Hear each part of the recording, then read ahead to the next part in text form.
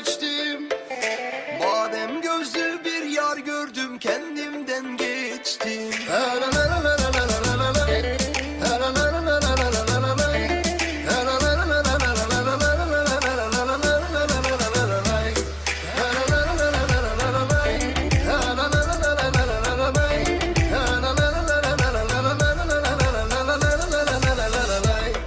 Sensin benim canım, tatlı sevgilim. Sensin benim canım, tatlı sevgilim. Sen gönlümde açan festikan çiçeğim. Sen gönlümde açan festikan çiçeğim.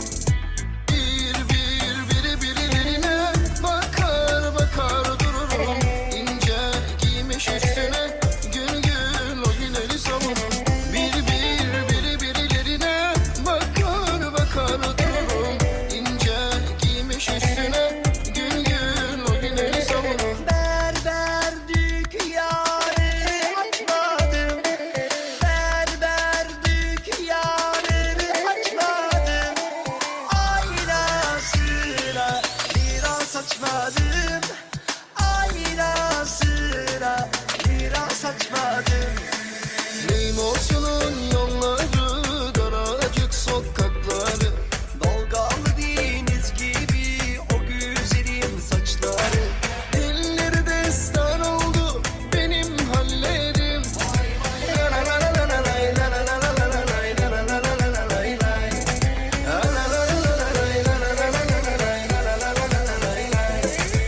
Oy lefkelim lefkelim.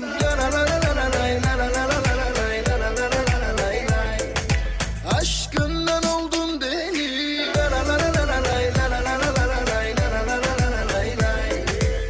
Kahve içtim telveri, aklımdan ettin beni. Çok uzaklardan geldim, bir kez göreyim seni. Çok uzaklardan geldim, bir kez göreyim seni. Portakal atışalım, beraber kapışalım. Portakal atışalım, beraber kapışalım. Sen oradan gel, ben buradan, Kıbrıs'ta buluşalım. Sen oradan gel, ben buradan, Kıbrıs'ta buluşalım. Ata binesim geldi, çaydan içesim geldi. Kara gözlü yarimi şimdi göresim geldi. Aman aman canım, sana kaynadı kanım. Aman aman canım, sana kaynadı kanım. Aman aman canım, sana kaynadı kanım. Aman aman canım, sana kaynadı kanım.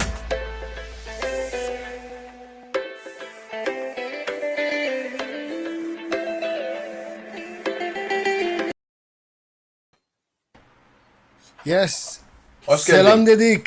Ne var kardeşciğim? Ateş, bomba. Sen nasılsın? İyisin? I'm good. Durumlar tamamdır kardeş. Aha görürüm o videoyu. Özlenim Kıbrıs'ı. Oh man, seriously. I mean, it doesn't help. I was just talking to obviously John in the background, and he was like saying, you know, it feels like we're in Cyprus with the slow internet, with the heat, and everyone's at the front garden. The only thing missing is they're not ayıklaying their mully here up front. You're not having people crossing by, and they're forcing people to say hello to everyone. Yeah, but it's very teasing. It's very teasing. It's very teasing. Like Very canım teasing. şimdi çekti like a very cold ayran, Oh. and just watching Limonata. the views. Ooh. Don't You know tempt when me. you go to the village and your nana used to get out the fridge and force you to drink the limonata. And when I was a kid, There's I no used to think force she with used to- me. I would take the whole bottle. Yeah, and when I was a kid, I used to think she used to stamp on it with her feet to like get the juice out of the lemons, and I used to pretend to drink it. God rest their soul. Yeah. How is everyone? Hope you're good. I'm in a good mood today. So is Halil. I don't know why. It's just maybe the weather. The weather's good. I went for a Probably. little run today. I did a little 5k in the morning, Hazard Elohim, and that's got all the adrenaline going, and it releases what endorphins. I'm not all clued up and all that stuff, but it's good. It's good for your mental health. Get out there, get running, if you Definitely, can, yeah. or walking. So anything that you want to round off today for what's happened this week? Yeah. Anything for you would this like to week? mention? Yeah, the week that's That's just gone by from Sunday. Obviously, because the last time we met was Sunday, wasn't it? In terms of COVID, I think it's looking like there's a bit more light at the end of the tunnel, and which is good. Numbers are coming down, infection rates, hospitalizations are coming down. So that helps, doesn't it? Just listening to the government come out and talk about that sort of stuff actually clicks something in your head, and you think, you know what, there's a bit of light. And I've noticed a lot of people are now relaxing their own social distancing rules a bit. You know, Govers in the garden. I think they still need to be a bit alert. They still need to stay alert at certain things though that they're going to do. But yeah, some of them are starting to relax their own social distancing, but they do need to also listen to what the government is saying, because they haven't really said, you know, relax, let's go to Auntie Hurrier's house and whatnot. So but what I will be saying to everyone, if people are all right to listen, this Sunday is obviously I know is Bayram. So what I normally do for Bayram is we normally go to my grandparents' house. This will be the first time we'll be celebrating Bayram without my Rahmetlik Dede, because he passed away in December. So what we said with my cousins is we're all going to bring a blanket and picnic. We're all going to go to our Babane's house into the garden. Everyone's going to stay on their blanket kind of thing, areas of social distancing, but they allow the kids to play and keep on with the tradition of staying and seeing our our Babane, because I'm guessing she really, really misses us. And we want her to feel good mentally as well, because yalnızdı. So that's what we've decided to do this Sunday. Obviously the traditions of kissing and whatnot we won't be able to do, but yeah. But as you rightly said, and I agree with you, I don't have any nenes or dedes left. The last one that passed away in March, just gone. It was hard, so this is going to be a very hard Bayram. And the worst thing about this Sunday is, you know, it's my birthday. It's my first Bayram without my nene, and it's my birthday, because she would have even got me a card from her hospital bed, and even at my age puts money in it, bless her. So yeah, it'll be very difficult. But if your nene or your dede, your mums, your dads are alive, even if you can't go and see them, just drive up to their window and give them a wave, make their day. Çok sevap kazanırsınız. Yani bayram hele öyle bir mübarek günlerde gidiniz, elleri öpemezsiniz tabii ki, ama gene görüntülü konuşabilirsiniz. The other thing I just want to quickly say, Halil, I know we've diverted a little bit and guests are waiting. I always do this, innit? Every week I just talk so much. Sorry. You was about to say it. I knew what you were going to say. I spoke to my cousin Ahmet Poyraz in Cyprus, who works for the On Monday Resi, who deals with the bushfires, and there's no fires as of today. One started again this morning, and they've put it out, which is good. So there's no fires. So that's really good news for everyone back home. And the borders are opening apparently, from Greek side to the Turkish side, which is weird. Which is weird. I think they've only seen one person be tested positive, and that's about it. But see how it goes, really. I mean, I think that caught the idiot that set a light, started the fire. I don't want to name his name. I don't even know his name, but I think they've caught him. I think. Yeah, they've caught someone, but many other fires started forming in different parts after that, so it wasn't just in one place. So yeah. Okay, I think let's go into the show. It's 20 past now, and I think it's time to introduce them. So the first person, I'm going to try and see if I can get this done, and hopefully the music starts well as well. So if I share this, the first person that I'm going to introduce is, as you can see from the title, is Can Sümer. I'm hoping the sound plays. If it doesn't, I apologize. Technically, there should be sound. Normally, I share it through YouTube. Just tell me if it doesn't. But the first person we'll be introducing is Can Sümer. Just tell me if the sound starts. Is there any sound? I can't hear anything on my end. Can you hear sound? Yeah, no sound. No sound. Well, no sound. Okay, how are we going to do this? We'll get that sorted, guys. But as you know from all the advertisements, we've got a brilliant show. How talented are these three guys that we're getting on? They've been in some stuff that you've heard of. They'll be speaking about all the gossip from all the celebrities. That we'll be asking about how they got into acting. So it's going to be a really, really important show for everyone. We've got loads of people watching. I can't see who's watching, but I can see who writes a comment. So Serd Mems is watching. He says, hey, Mustafa Cingöz selamlar, iyi yayınlar. Mustafa enişte selamlar. Gülşen Ahmet says hello. Aziz says, hadi hoppa. Emine Korusoy says hello. Hello, Emine. And Emine Abla, Emine Osman from the admin team, the fantastic admin team. Have a good show. Thank you, Emine Abla. We need to get Emine Abla on one day as well, for sure. 100%. Hasan Veli, Paradise, yep, Didem, Selam iyi yayınlar, Amber's watching, Birsel and Sadia Hassan, thank you guys, hope you guys are well as well, they're only up the road from me, I hope you guys clap for the NHS. Chanel, hello Chanel, welcome again, hi all, hayırlı yayınlar, teşekkürler. I don't want to go over the comments again. Sonj Becky's watching, Tony, Aziz Abi, hello everyone. Good evening and welcome. İyi yayınlar. Thank you Aziz Abi. Hope you're okay. Sherifa Kemal's watching. Naz Duru. Hi Naz. Another person from the admin team. Is that correct, Naz? Yes. Yeah. Yes. Yeah. Yes. Another wonderful person from the admin team. Aziz Karaziz. Selamlar. Hello Aziz. Gülşen Ahmet. Hello hello. Tony says başına sağ olsun. Sağ ol kardeşim. Dostlar sağ olsun. Herkesin tüm hele böyle zamanlarda tüm geçmişlerimize rahmetle anıyoruz. Sevantaj, as long as you keep your social distancing, all will be okay. Yep. Serd says rahmetlik Halil İbrahim Day was the best. Lema says Serkan, happy birthday for Sunday. Thank you Lema, appreciate it. And Mekanın cennet olsun, teşekkürler.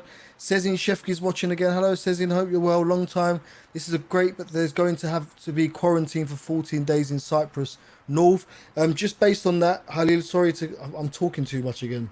I need to stop doing this. I found out that Cyprus are looking into allowing people from the UK, don't quote me, to go to Cyprus if you have a test kit result. If you got your test result and it's negative, I don't think you need to quarantine. Just putting that out there. Hassan's watching. Yeah. Hello, Hassan says no sound. Konja Metin, hello. Selena, Murat Shev, Serkan, you're absolute legend. You're the legend, bro. Thank you, Murat kardeşim. Errol Ross, selam arkadaşlar. Bol yayınlar. Errol from the Diva Drinks. Halil Salih. And Mazlum Yiğitçe watching. İyi yayınlar, hepinize selamlar. Teşekkürler enişte. Right, I'm going to try this. I've taken my headphones off, so let's see if this will work. But I found John's through YouTube, so let's play this. This is to introduce him. John, this is your showreel. So this is the first introduction.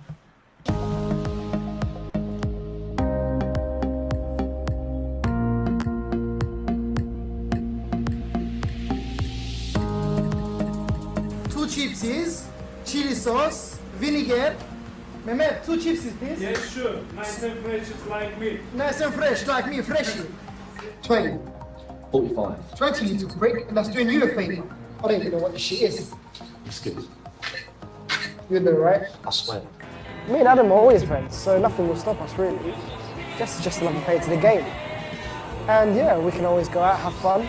They can't always be together. And they? Penguin, the rocker. Have you come to sing us a song? Big man, yeah? Go on, kick him. Told you to watch your back. You're piping up now, yeah? Fucking Perry, shut your mouth.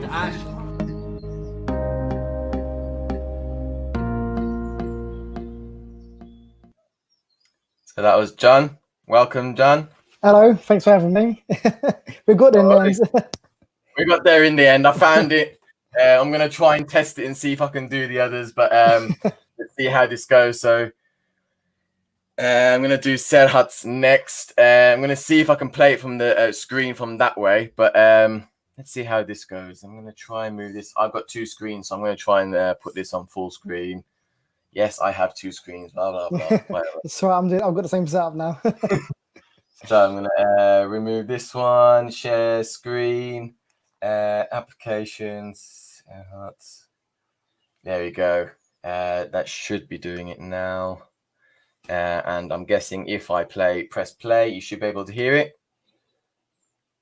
Give me a second as I'm starting the sound. Can you hear that?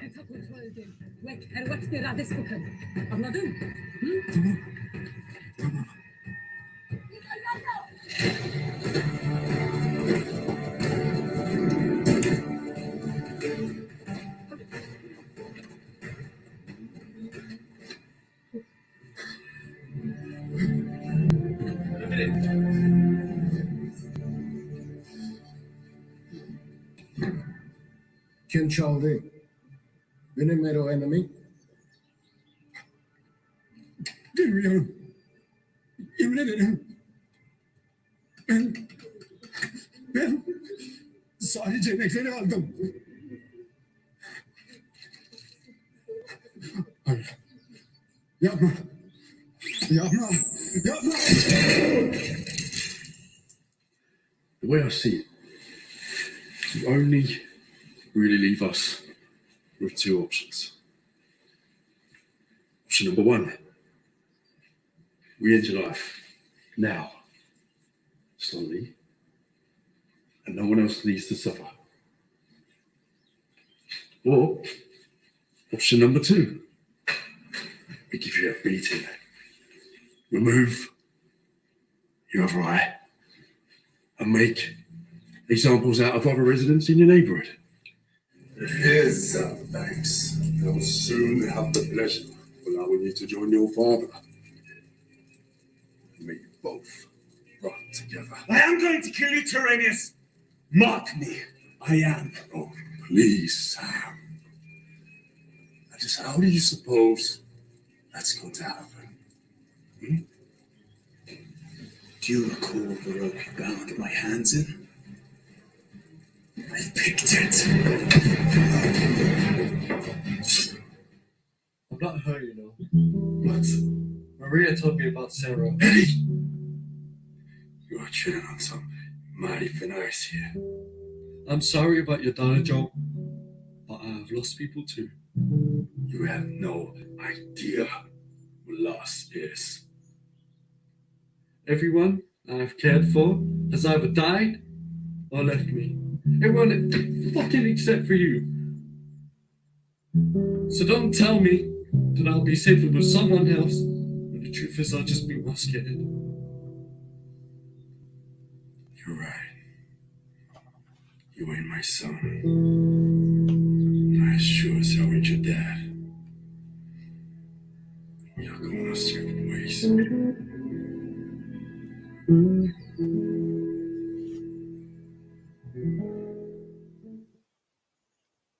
Welcome, Serhat. Everyone's on mute. Hello. Can you hear me? Ah, now I'm back. Can I'm you- back. Uh-huh. How you doing, Senna? Good, brother. Welcome to the show, mate. Thank you, thank you. Some powerful stuff. Thanks, man. Nice one. I can. You know what? Quickly, and before I introduce Tolga, Dan, you remind me.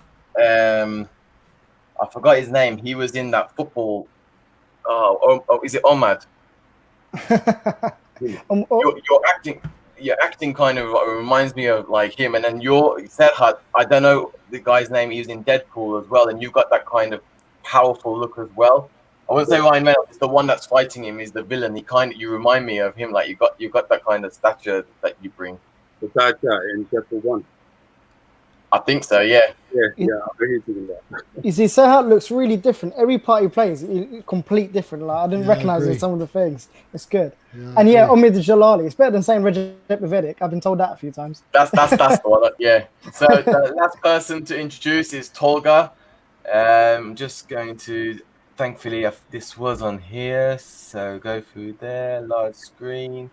Hopefully, everyone can see that. Yes. And let's get sharing, everyone. Share, share, share. No watch parties. Share it. Let's get everybody watching.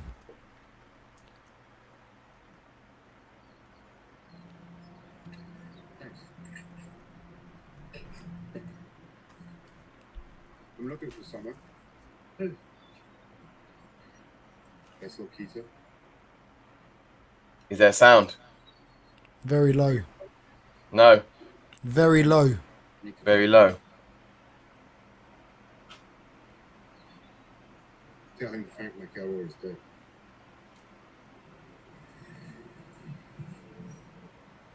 I know Evasa. He might be the same one. He's kind of difficult to get hold of. I can try. So now it's just been little stuff. And now look at you. Regular Osama in the making. You think I'm funny? Maybe. We should just give you to the Americans. Guantanamo. Turn to you, this bloke, student. The poor bastard got down on his knees and he begged me to kill him. Look, we know there was another man there. Help us find him, and I give you my word, I will do what I can for you. It's all right. Please.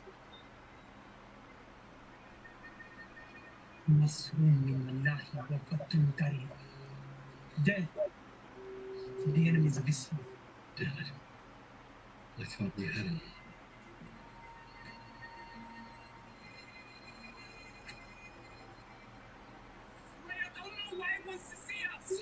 What's that fucking asking me? He knows me about 10 times. Don't fucking know. I think he's up for this stuff. Where's my fucking gun? If you don't know nothing about it, shut the fuck up. No one's taken. I want it back. Then what if we can't find him? I don't know. I ain't coming. What? I ain't going to hold up. Fuck that.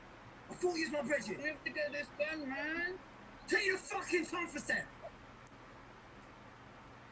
Now.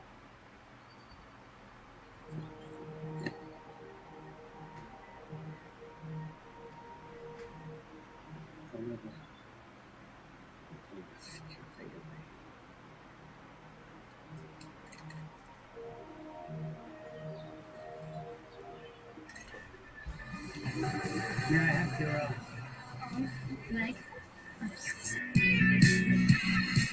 Yeah.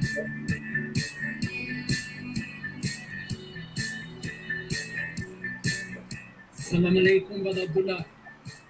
That's private.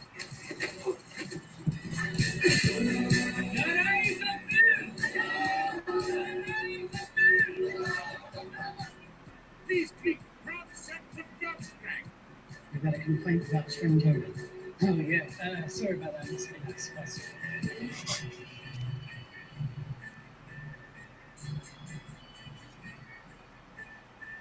Quality.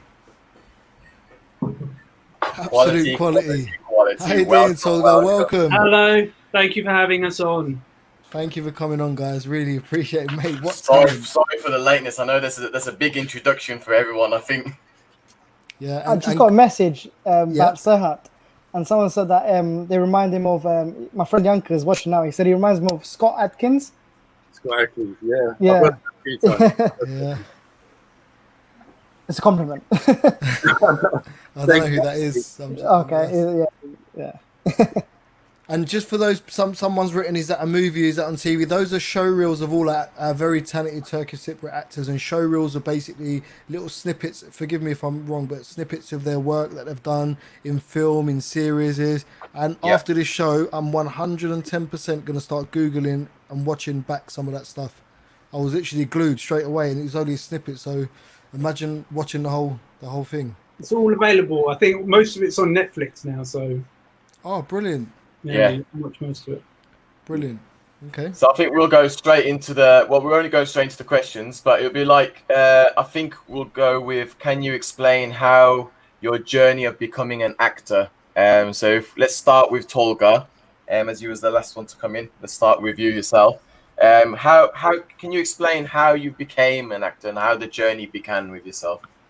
I was probably about 9, so I was really young, and I was in a school play. I played Joseph in Joseph and His Amazing Technicolor Dreamcoat, and I had the best time. And I was like, wow, I wonder if you can make a job out of this. So also a friend of a friend's daughter went to a place called Sylvia Young Theatre School, which is a famous kids drama school in London. So my mum signed me up, and I started going. So I went there from when I was 9 right up until I was about 17. So I got started there. My first thing was Grain Chill when I was about 14, I think. And it, as an adult, started working around 20 when I got my agent. So yeah, started young. Started young. Really young, really young. Right. And if it wasn't, you know, if it wasn't for you to approaching your mum and saying, "Mum, I love acting," and she signed you up for that school, you know, you might not be sitting here today, really. Absolutely. I'm very fortunate to have a very supportive family, and they were just like, they saw how much I enjoyed it. They were like, listen, if that's what you want to do, go do it. So I did. Yeah, that's really good, and that's mine and Hully's one of our key values from the magazine show, isn't it? We always encourage parents out there to really push on the skills of their children, especially Turkish Cypriot kids that have got an interest in something. Really, really exploit that. Absolutely. I think you know, obviously everybody wants their kids to get, you know, real jobs and, you know, earn good money and stuff like that. Understandably, I would do the same if I had kids, but I do think that you should allow children to explore whatever their interest is from whatever age they are. It doesn't necessarily mean that it's going to follow through. You know, I might have enjoyed acting for a year or two and then thought, no, I want to be an airline pilot or whatever. But it's, I think it's the parents' responsibility to just let them explore it. They may go into it, they may not, but at least they're getting some kind of life experience that way. 100%. Well said. Okay, thank you. Anyone want to take over from that? Serhat, John? Go next. It's... For me, I didn't know what I wanted to do for a long time. I was trying so many different jobs. Acting didn't cross my mind at all. I never dreamt of being an actor or anything. I used to box. I was boxing. I started when I was about 18, 19. I started boxing. Then I got asthma, and my asthma got worse, so I couldn't have a career in boxing. So I knew I had to quit. That was horrible. That was harsh because I loved boxing. I was great at boxing. Had to throw it away. And then I ended up on a film set, which was The Veteran with Toby Kibble. And that was my first film experience, and I fell in love with it instantly. And I was like, you know what? This is what I want to do for the rest of my life. And I just started making small moves, you know, how to get into acting, steps, asking people. I remember asking Tolga. I met Tolga on Spotless. And I said to him, bro, many years ago. I was like, bro, how do I be an actor? And he was like, you need to get in Spotlight, you need to do this, you need to do that. And I remember that conversation. I mean, it was such a long time. I mean, we never, unfortunately, stayed in contact. But I met Serhat. I was on a show called Spotless, which is on Netflix. And I can't remember which episode it was, but we had to have a driver, I think it was, right? And Serhat was played the driver in it, and we got chatting then. So it's a small world. What a great story. Did you audition for your first part, Serhat? On Spotless or? No, your first ever acting. You said you done something and you really liked it. Yeah, so for that role, it was background. It was background role. So I started as a background artist. And and they gave me like this gun and they said, right, we're going to give you weapons training. You're going to be acting with the main character. I was just like, my God, this is awesome. So, Wow, quality. All right, thank you. Great story. We're gonna go into more detail throughout the show, guys, about all the stuff they've done. John? Yeah. Well, I'm 23 now, so I've been doing it for about just over 10 years. My God, John, you make me feel so old, dude. Like, snap. I'm not old enough. See you later, guys. Someone says, "Oh, I'm 23." I'm like, oh. Because everyone's talking about 20 years and all that lot, and I'm thinking I'm only 23. But yeah, basically, I kind of fell into it. I didn't really have interest to be an actor. I used to want to be a pilot, but I was told I was too short, and I'm 5'4". But one day, my brother basically wanted to do like a little comedy thing on YouTube, and we did it. It didn't really do that well, but we started meeting people from it, and it's all about networking, really. And they asked me to come on set. I was only about 13, 14. I wasn't really meant to be on set, but they asked me for experience, just come and see what it's like. And it was a film called Dead Cert, and it had Danny Dyer in it, Billy Murray, and all the British gangster. It was like a British gangster vampire film. I went on it, and the experience I had was so good, it just made me want to chase it. So from there, I met my old agent, Johnny Lynch, and he gave me started giving me like smaller roles, and it started building up like a ladder basically, from background to more speaking parts, and then yeah, Wow. a few years of on, I'm here. actors do start with the background stuff. Yeah. I mean, I didn't do it myself, but I know a lot of actors do start because it's just a way to get on a film set or on a TV set. Obviously, you know, there is a distinction, there is a difference between the two. But it's a great way for people to get an insight into the world. When I'm on sets, you do often get people come up and say, "Oh, can you tell me how I get into acting and stuff?" So people do make that progression. I think Sarah and John. I think it's a great way to learn as well. Yeah. Starting from there, you're learning a lot. You're seeing all these big actors that obviously at 13 walking next to Danny Dyer. Do you know what I mean? Back then as well was quite big. It's just like when I'm on set, like like when you're off camera, I like to be where the camera is still. I like to watch what's going on. I like to learn from it. Where some actors and background people, they'll just go and have some lunch or have some food or whatever. But I like to be involved and see what's going on and learn from other actors. That's how I was as well. So I would just observe everything, watch the director, watch the actors, just take it all in. And then when I was ready, I was like, right, now I'm ready, I'm going to go for it. But I was never just a background artist, like just doing my job and then going back home. I was looking at it from a bigger perspective, just like an actor's perspective. So. Yeah, exactly. Yeah, 100%. I'm just before you go to the next question, Halil, I'm just going to read a couple of the comments out. Yeah, if no that's worries. okay. Yeah. Serds Mems is saying, "Hey, John, how was your bike ride the other day?" He's asking. Yeah, it was good. I've done like a little Facebook Live, and I had a big kebab after that to reward my bike ride.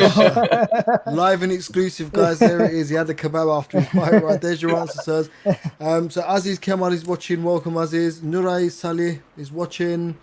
Mary Ahmed, just what we spoke about earlier. Mary's son Okan is a really good, talented rapper, and he does loads of live shows on the group, and she's really pushing him and championing him. It could just take one of those old school Turkish Cypriot parents say, "Benim çocuğum rapçi olmayacak ya benim çocuğum oyuncu olmayacak, futbolcu olmayacak," as you guys mentioned. So really exploit their talents no matter what it is. Nursel Seral says, "Hey all, hello Nursel, I hope you're okay." Selena Memzi says, "What great actors." Yeah, 100% agree. She's hitting that on the head without a doubt. Halil Sully says, "Well done, chaps, Turkish Cypriots." And yeah, there it is. Yeah, we're proud. I'm proud just watching you guys. I'm definitely proud, definitely. And now I know you personally, I feel even better about it, which is good. Yeah. Moin Hassan is watching. Thumbs up from Moin. Hello, Moin. Serd Mem says, so proud of you, Tolga, our cousin. And he says, "Well done to your mum as well, Nadir Yenge, for, you know, thank you, Seb. Yeah. Mary says, "Well done. Everything like acting or singing usually starts with support at a young age." Yeah, she's right. I agree 100%. Follow your dreams and support your kids from Serds. We've got a question. I know Halil's got that listed somewhere as well. Yeah, we've got that we'll ask that later. Yeah. Serd said, "You stuck to it, Tolga, and you have done so well. So proud of you." Thank you. Serds. Ercan Mertoğlu, hello Ercan. Muhteşemsin Can Somer. Thank you. Teşekkürler abi. From Ercan Mertoğlu. Andrew Hislop, respect Serhat Metin from Andrew. Hello Andrew, welcome to the show, mate. Welcome. Selena says, "Can you take the subtitles down?" Yeah, I It don't know should how be to do off. that. I've turned them off now. Eren Akyalçın, so he's in a band with me from Kelebekler, a very good musician, says, "Well done guys, keep up the good work." Thank you, Eren. Thank you. Mus Halil, my son went to Sylvia Young Theatre School, Arts Educational Drama and Centre, and still attends acting schools. I would not recommend it to anyone. It ain't cheap. It ain't cheap. School fees alone over 100k, is that all? It depends on where you go, but yeah, drama school can be expensive, but there are ways around it. There really, I actually didn't go on to a full-time drama school. I just started working. So there you go. Maybe you could save 100k, buy him a flat, put it on rent. Yeah. Happy days, and then yeah. Well, Mus, fair play to you. You're sending him. Good on you. And it's 100k. What a commitment. Well done, man. Hope it pays off. Yeah, inshallah, hopefully. Serd says, so proud of all of our British Turkish actors. Yeah, 100%. We're going to get more on if we can, Definitely. if they're willing to come on. Mary says, if you have a passion for acting, it will be. She's correct. Ellen Hassan says, oi, oi. Hello, oi, oi, back. Ellen, welcome. Oi, oi. Welcome to the show. Oi, oi. Sherifa Abla, Sherifa Gul, how are you? Well done, guys. Makes me so proud. Innit? I agree. 100%. So Thank you. proud. Zarif Izzet says, loving the hair, Tolga. Same. Your hair's really cool. Zarifaba. Yeah, she's She loving wears the my hair. hair. Hello Zarifova, hoş geldin yayınımıza. Konca Metin, so proud of our son, mum and dad. Who's That's me. Thanks, Mum. yeah, hello. You got one. Well Where's done, my mum and Konja dad? Why are they Metin. typing Yeah. on there? Yeah, well done to all your mums and dads and your families for pushing you, because your Definitely. kids are very talented, guys. Well done. Thank you. We're very proud of your children.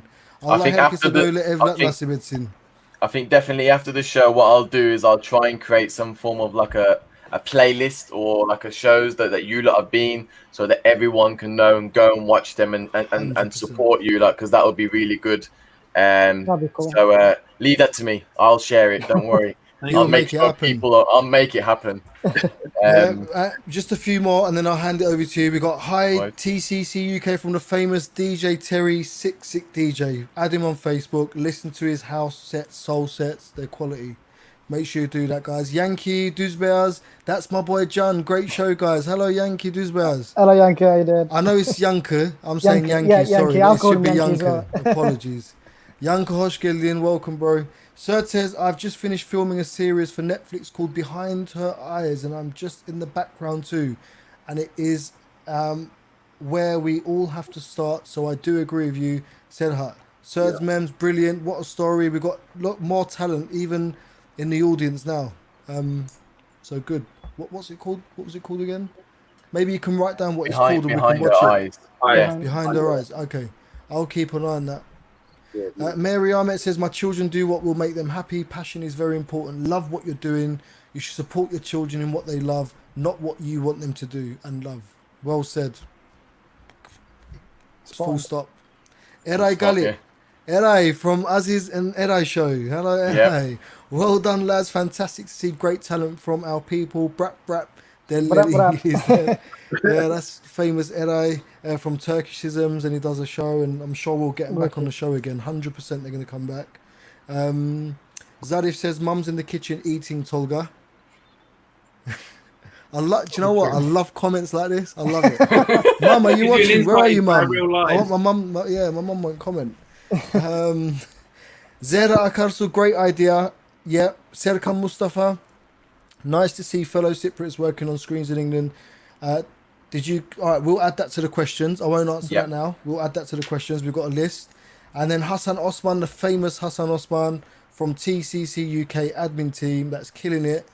Well done, guys. Hard work pays. And so does yours, Hassan. Thank you. And I'm done. I'm done. You done? That's it. Cheers for listening, guys. Thank you.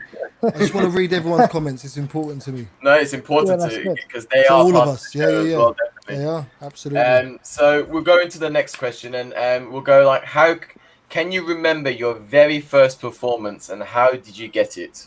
So we'll go to Can Sommer first, and then we'll go to Tolga, and then we go to Serhat. So yeah, that cert film, that was my first like on stepping onto the film screen. But my actual proper acting was a film called Offender. It's got starring Joe Cole, which was in Gangs of London. I think one of you two were on it. Yeah. And yeah, that was the first film I ever worked on, and I had to do about 12 to 14 days on it. I had to take 2 days off because I caught something called a neurovirus. And I won't get into details of that, but I had to take 2 days off set. But yeah, it was great. And on that film, I remember like I was nervous. I was 16 at the time, so this was my first proper acting in a feature film with quite known actors. And Joe was actually, it was one of his first like feature films as well. And Joe was the first person who spoke to me on set.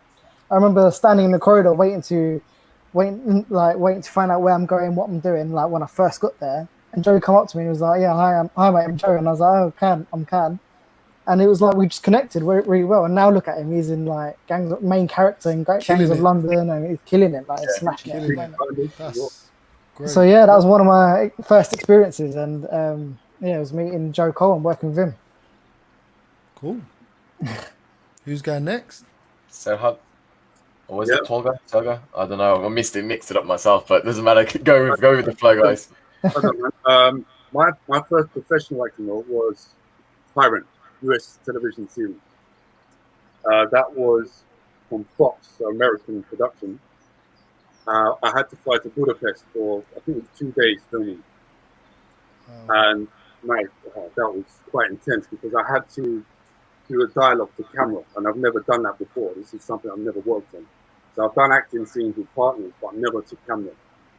So that was quite intense because I was like a terrorist. The industry is quite fun, so you know how it is. It's a Turkish thing. It's a Turkish thing, but I had like an AK-47, the whole shebang, and I had to deliver lines to camera as well. So. What is the dialogue said? Sorry, in terms of like film.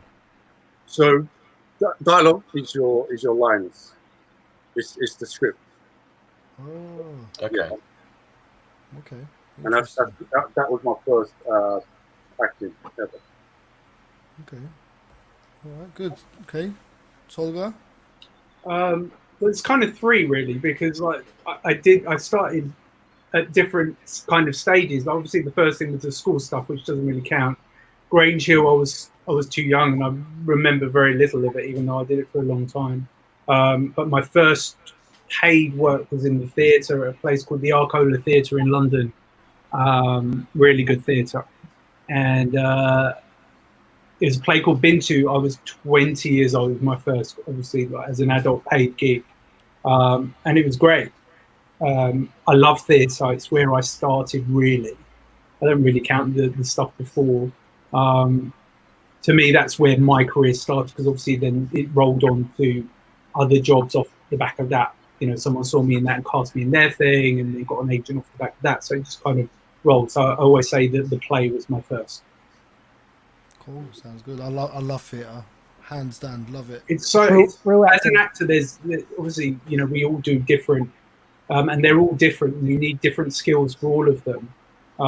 Theatre to me is very different to working on screen, and I really do have a huge passion for it. Unfortunately, it just doesn't come up that often, and doesn't pay very well either. So, but yeah, I do love the theatre. Whenever the opportunity comes up to be on stage, I do go for it. I've got a lot of respect for theatre actors. I've tried to do it once, and well, I did it once. It was alright, but yeah, it's hard work. There's no cutting, is there? It's straight. There's no cutting. You're live. You know, there's no let's do it again.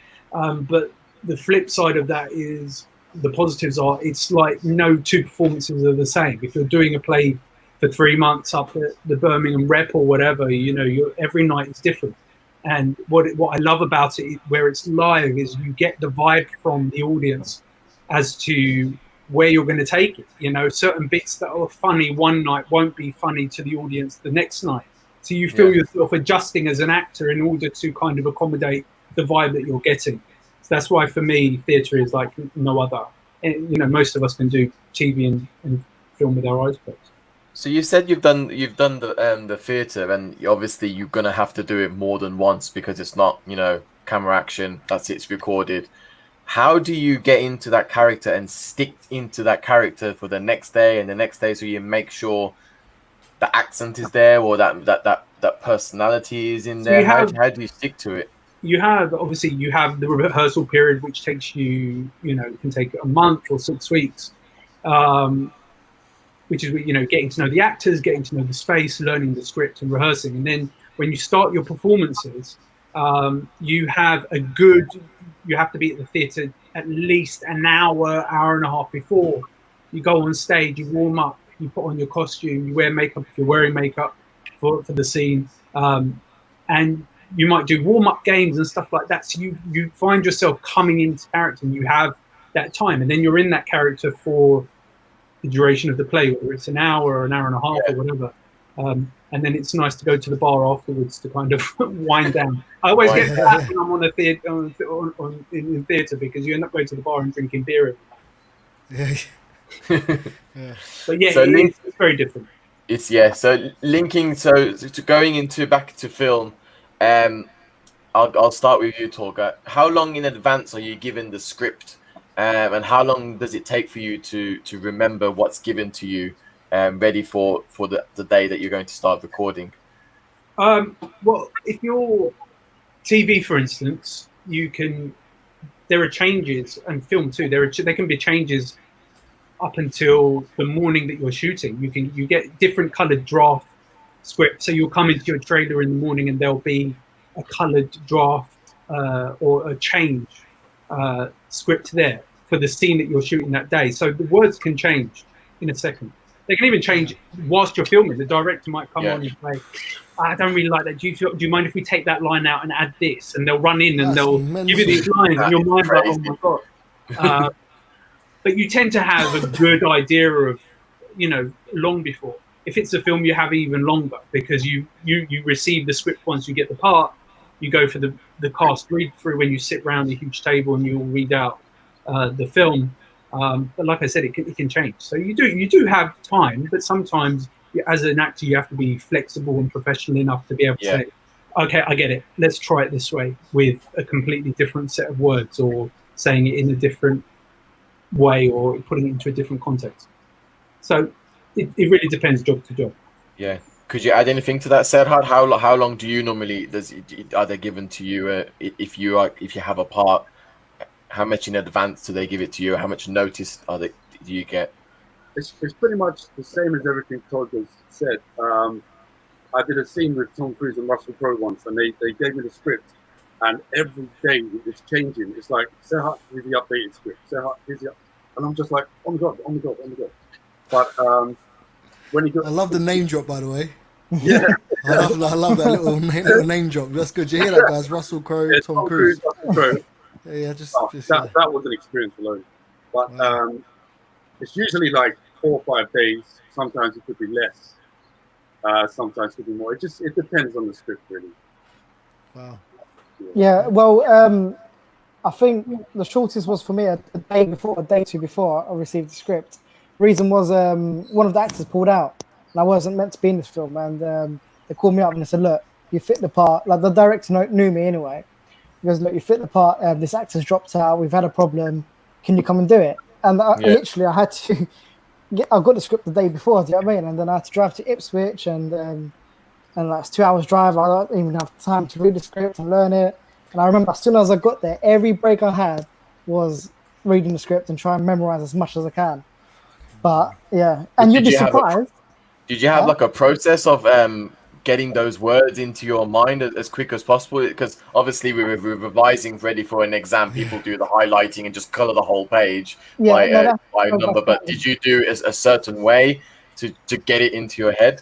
It's literally highlight it, of course, and then the other person playing the other part that I'm playing with, the other character, he was a good friend of mine anyway. So as soon as he would like finish, like, come, let's go through it together. And every time we make a mistake, start again between ourselves.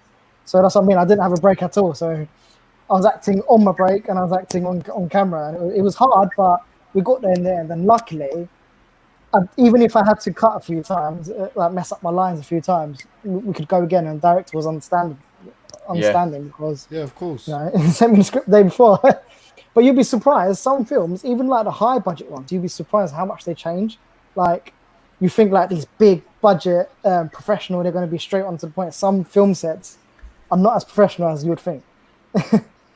Well, I think a lot of big actors leak scenes, don't they? And like Avengers, I know the director, they had to sign contracts, or they had to sign stuff where they can't leak the scenes, or they gave the scripts really late so they don't go around telling everyone how it ends. And I know loads of people who I've got a friend who's on a Marvel show, and a lot of us, I mean, nowadays you can sign a non-disclosure agreement before you even receive the script, just to audition. So they'll fax over, like I'm in the 80s, they'll email over, a non-disclosure. So you sign it to say that you won't leak what the project is or what the character is. And sometimes they won't even tell the actors that are shooting that project who's going to die or what the ending is going to be, because nowadays, especially with the big budget stuff, there's so much secret. They need to keep, you know, the plot, and the 100%. characters, and twists and turns secret, in order to keep the show, you know. Yeah, like Even- I'm guessing to keep them all on the toes, because obviously they got to keep the characters in line to not know that they're actually going to die in the next, you know, the next one that's going to come out. Like, for example, like with the Marvel ones anyway, none of them knew that they were going to, Endgame one. No one knew they were going to die in the end one. No. I think, was it the Iron Man knew all the way from start that he was going to die anyway? No, they made, I heard they made them film different parts, different types of endings, and they didn't know which ending it will be. Tolga said, Jan, is that true? That's what I read somewhere. They do, and they're doing that more often now, because it's so easy to leak stuff. People take, you know, they're even banning, you know, phones and iPads and stuff, because you know, people are going on and sneak filming stuff. So even now, even the actors are kind of even Spotlight, which is the online process of basically your agent puts you forward for roles. It's only for your eyes. Do you know what I mean? You're not allowed to even say what's on that website. I'm guessing you two are Spotlight members as well. Spotlight as well, yeah. And there's only certain things that it's all only for the person that's looking at the casting. So even reading a casting before you even audition for it, you're not meant to talk about it. And I've done a few TV shows, reality TV. I've done I worked with Big Brother and stuff, and they're very strict. Even the NDAs, they get someone else to sign to say that they've seen you sign the contract. That's how crazy it is. Yeah, like a witness. Yeah. That's crazy. And they take your phone off you when you go to the offices, and it's crazy. just going back to Serhat, on the memorization, can you advise anyone that's listening any memorization techniques for stuff like script work? Like, what is the technique for you to memorize a script? Well, what I do, I read it out, I record it on my phone. So, you know, voice memo on the iPhone. I can sometimes record it and I'll film it as well. And then I would play it back to myself. And also, if you've got someone that can help you to read the other lines or to test you with the script, so just give them the script and then say, right, test me and see how much I know. It all helps every day. If you do that, in about 2 to 3 days, you should know the script off by heart. Wow. Yeah. Would you agree with that, Tolga? Is that a method you use? You know what? Every actor's process of learning lines or building a character or whatever is different. For me, it's just repetition. It's repetition, and I find it. I'm someone that finds it a lot easier to learn lines whilst on a train or in a car. Like, most people think, oh, you need to shut yourself up in a room. I actually find it easier to have kind of lots of outside noise going on, and somehow or another, I tend to learn lines a lot better that way. And then before bed, another run through, and then I usually will know them the following morning. I test myself as soon as I wake up. So I think our brains tend to filter out all the rubbish whilst we're sleeping, and then kind of keeps all the important stuff. So I tend to find that I know my lines bang on in the morning. Cool. John, would you agree with that as well? Is that similar to your method? Yeah, it's repetition. Again, I agree with Tolga there. I don't like recording my voice. I know a lot of actors do, but I get too critical about how I sound, and it just goes into another level for me. But I always get someone from my family or friends, or if I can, because obviously NDA and that, to literally go through it with me and just rehearse the scenes again and again. Method. Yeah. Sounds good. Okay. All right. Cool. Moving on. Should we do comments, Halil, or you got more? Should we go more questions? We can go through comments. Yeah. So we've got. Let's have a look. I think we're down to Zehra Akarsu, just after Hassan Osman's comment. Yep. So we've got Zehra Akarsu saying, "Great idea for the parts list." That was the part that I was saying I was going to get like a little playlist of where you lot have been. Sarah says, Tolga, I was on the phone with Zara for an hour. She was making fish cakes. Okay. Mary, thank you guys. It's iftar time now. Enjoyed. I think that was a couple of minutes. I think that was like 5 to 9. I think that went. But as John says, well done, Tolga. Your nieces are so proud of you. Moore says, please let people know it's a career very hard to break into. You need a lucky break sometimes to get into acting. Huck is saying Tolga looks like B Young, the singer. Are you related? I had this. Someone had said this to me the other day, and no disrespect to B Young, I had no idea who he was. Same way I'm sure he has no idea who I am. Yeah, And I had to look him up, and I can see the resemblance, but no, we're not related. Although these days you end up being related to most people. Exactly, yeah. You probably 100%. are. But I'll that's take my- it as a compliment. Thank you. That's my brother asking that question, by the way. Oh, was it? Yeah. Let's kick him off. Yeah, well, We Thanks for got the a hello. card today, by the way. Yeah, we got a hello from April. Daniela Kag. Hi, Tolga. We're proud of you, Daniela and Naz. thank you. Hello, Daniela. April says, I used to rap my words to learn my lines. Sem Baby's got a question as well. I'll ask that later. No, that's later Another on good as well. question. Great Another good question as well. And it said, so glad you said that, Serhat, because I have done that and always wondered if other actors recorded themselves and play it back. That's a great idea. There you go. And then the last one, Safa Erbay, big up Tolga's dad for filming his auditions, videos, my and dad. being patient. Tolga's dad. There you go. Probably My you dad's get very the Tolga's space, dad. innit? He sits there and he so a lot of the time we have to audition at home by putting ourselves on tape, especially for the States. So yeah, my dad helps me out a lot. He's very good. He's very patient. Oh, well done, Okay. Tolga's dad. Said I'm that. Selamlar. Yeah. So I'll go to Serhat first with this next one. Is what has been your greatest accomplishment as an actor?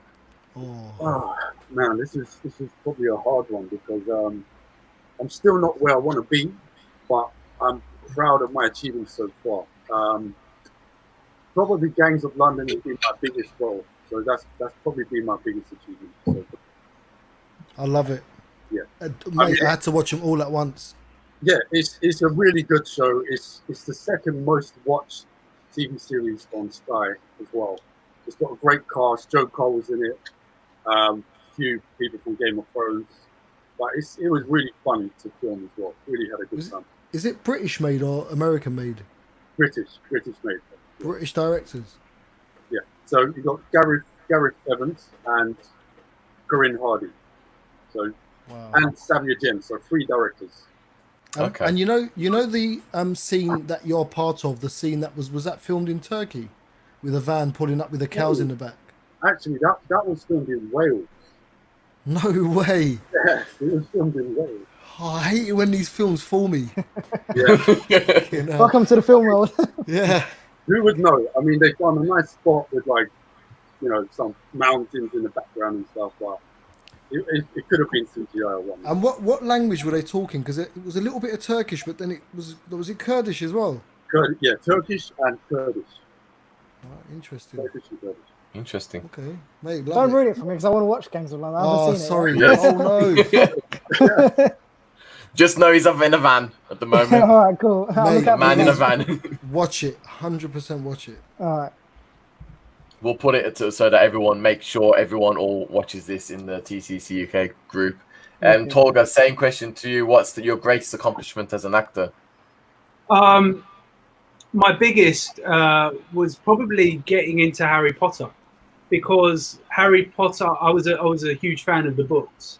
So when I read the 4th book, there was this character in it, physically described like myself, with the strong features of the nose and kind of bird-like and slender and stuff. And I thought, wow, like this is me. This is describing me. So I contacted my agent at the time and I said, listen, they're making Harry Potter and the Goblet of Fire. There's this character in it. It's just like me. I really want to be seen for it. Mike Newell was directing, who made, 4 Weddings and a Funeral and Mona Lisa Smile. Yeah. He said, okay, leave it with me. So I also got my cousin Sevgi to take pictures of me. I dressed up as the character and she took pictures of me and I sent it off to the casting directors. A few weeks went by and I got a call from my agent saying they want to see you. And I was like, great. So I went down to Bloomsbury Church in central London and I turned up, and it was we call them cattle call auditions, which is where there's like 1,000 people waiting to be seen. So I turned up and there's all these boys, tall, short, big, small, from all over the shop. Anyway, they took us into the basement of this this church hall in groups of like 30. I think it was a lot of boys. And it was Mike Newell, the director, a cameraman, a drama teacher, and the two casting directors, Mary Selway and Fiona Weir. And we had to stand in a circle and say our names to camera, and then we were given different improvisations to do in groups. So, you know, the cameraman's going around filming everyone, and Mike's, you know, saying, do a close-up of him, do a close-up of him, do a close-up of him. And I'm like waiting for him to say, do a close-up of him, but it never happened. And I remember watching the other boys do their improvisations, and I stood behind the casting director, and she had this kind of clipboard with everyone's pictures on it. And I remember she was just crossing people off, like crossing over their faces, like, as in like, no good, no good. And I was like, oh man, I bet you I'm on that list. I came out after the audition and I phoned my mum, and I'm like, oh, it was really bad. He wasn't paying attention to me. There were too many other boys there. It was hard to kind of shine. And about 2 weeks, so that was just before Christmas, and they said, you won't hear anything until the new year. New Year came along, and I got a call from my agent saying, they want you to go to Leavesden Studios to meet the director. They're sending a script to the house now, and they're going to pick you up in the car. Now, as an actor, the other boys will tell you, no one ever sends a car for an audition. So I knew it was serious by this point. Anyway, so I got this script, came to the house, and they sent this really nice car, which took me to Watford, where they filmed the films even to this day. Yeah. And I went into the producer's offices, and I was waiting to go in. Mary Selway came in, who was the director, casting director. She gave me some tips as to what was going to go on in the audition, and then she said, we've got another boy coming out, and you're going to go in after him. I was like, great. This boy came out, and it happened to be Robert Pattinson, who played Cedric Diggory and is the new Batman. And yeah, we had a chat and stuff. And I went in, and it was a really long audition. It was going really well. It was probably about 45 minutes long, which is long. Just me, the director, and the two casting directors, talking about where I'm from, what languages I speak, you know, and talking about his vision for the film. Anyway, so the last part of the audition was he wanted me to stand up and sing a song in character from my childhood. And he wanted, when he said, when I clicked my fingers, I wanted to do it in another language. And I was like, oh, wow. Jeez, so I'm getting up out of my chair, really taking my time, trying to think of a song. But you know when everything goes out of your head. Please say you done Dillirga. I should have done. Anyway, so I got up, and the only song I could remember was "One Day in Your Life" by Michael Jackson. Very old song he sang when he was a kid. Anyway, so I stood up, started to perform it, and the words just went, and I just was blank. And I just stood there like this, and he went. So this is my bad impression of Mike. He went, Tolga, my darling, are you okay? And I went, no, not really. And he said, what's wrong? I just went, because I was really upset that I'd ruined the audition and kind of pissed at this ridiculous thing he'd asked me to do.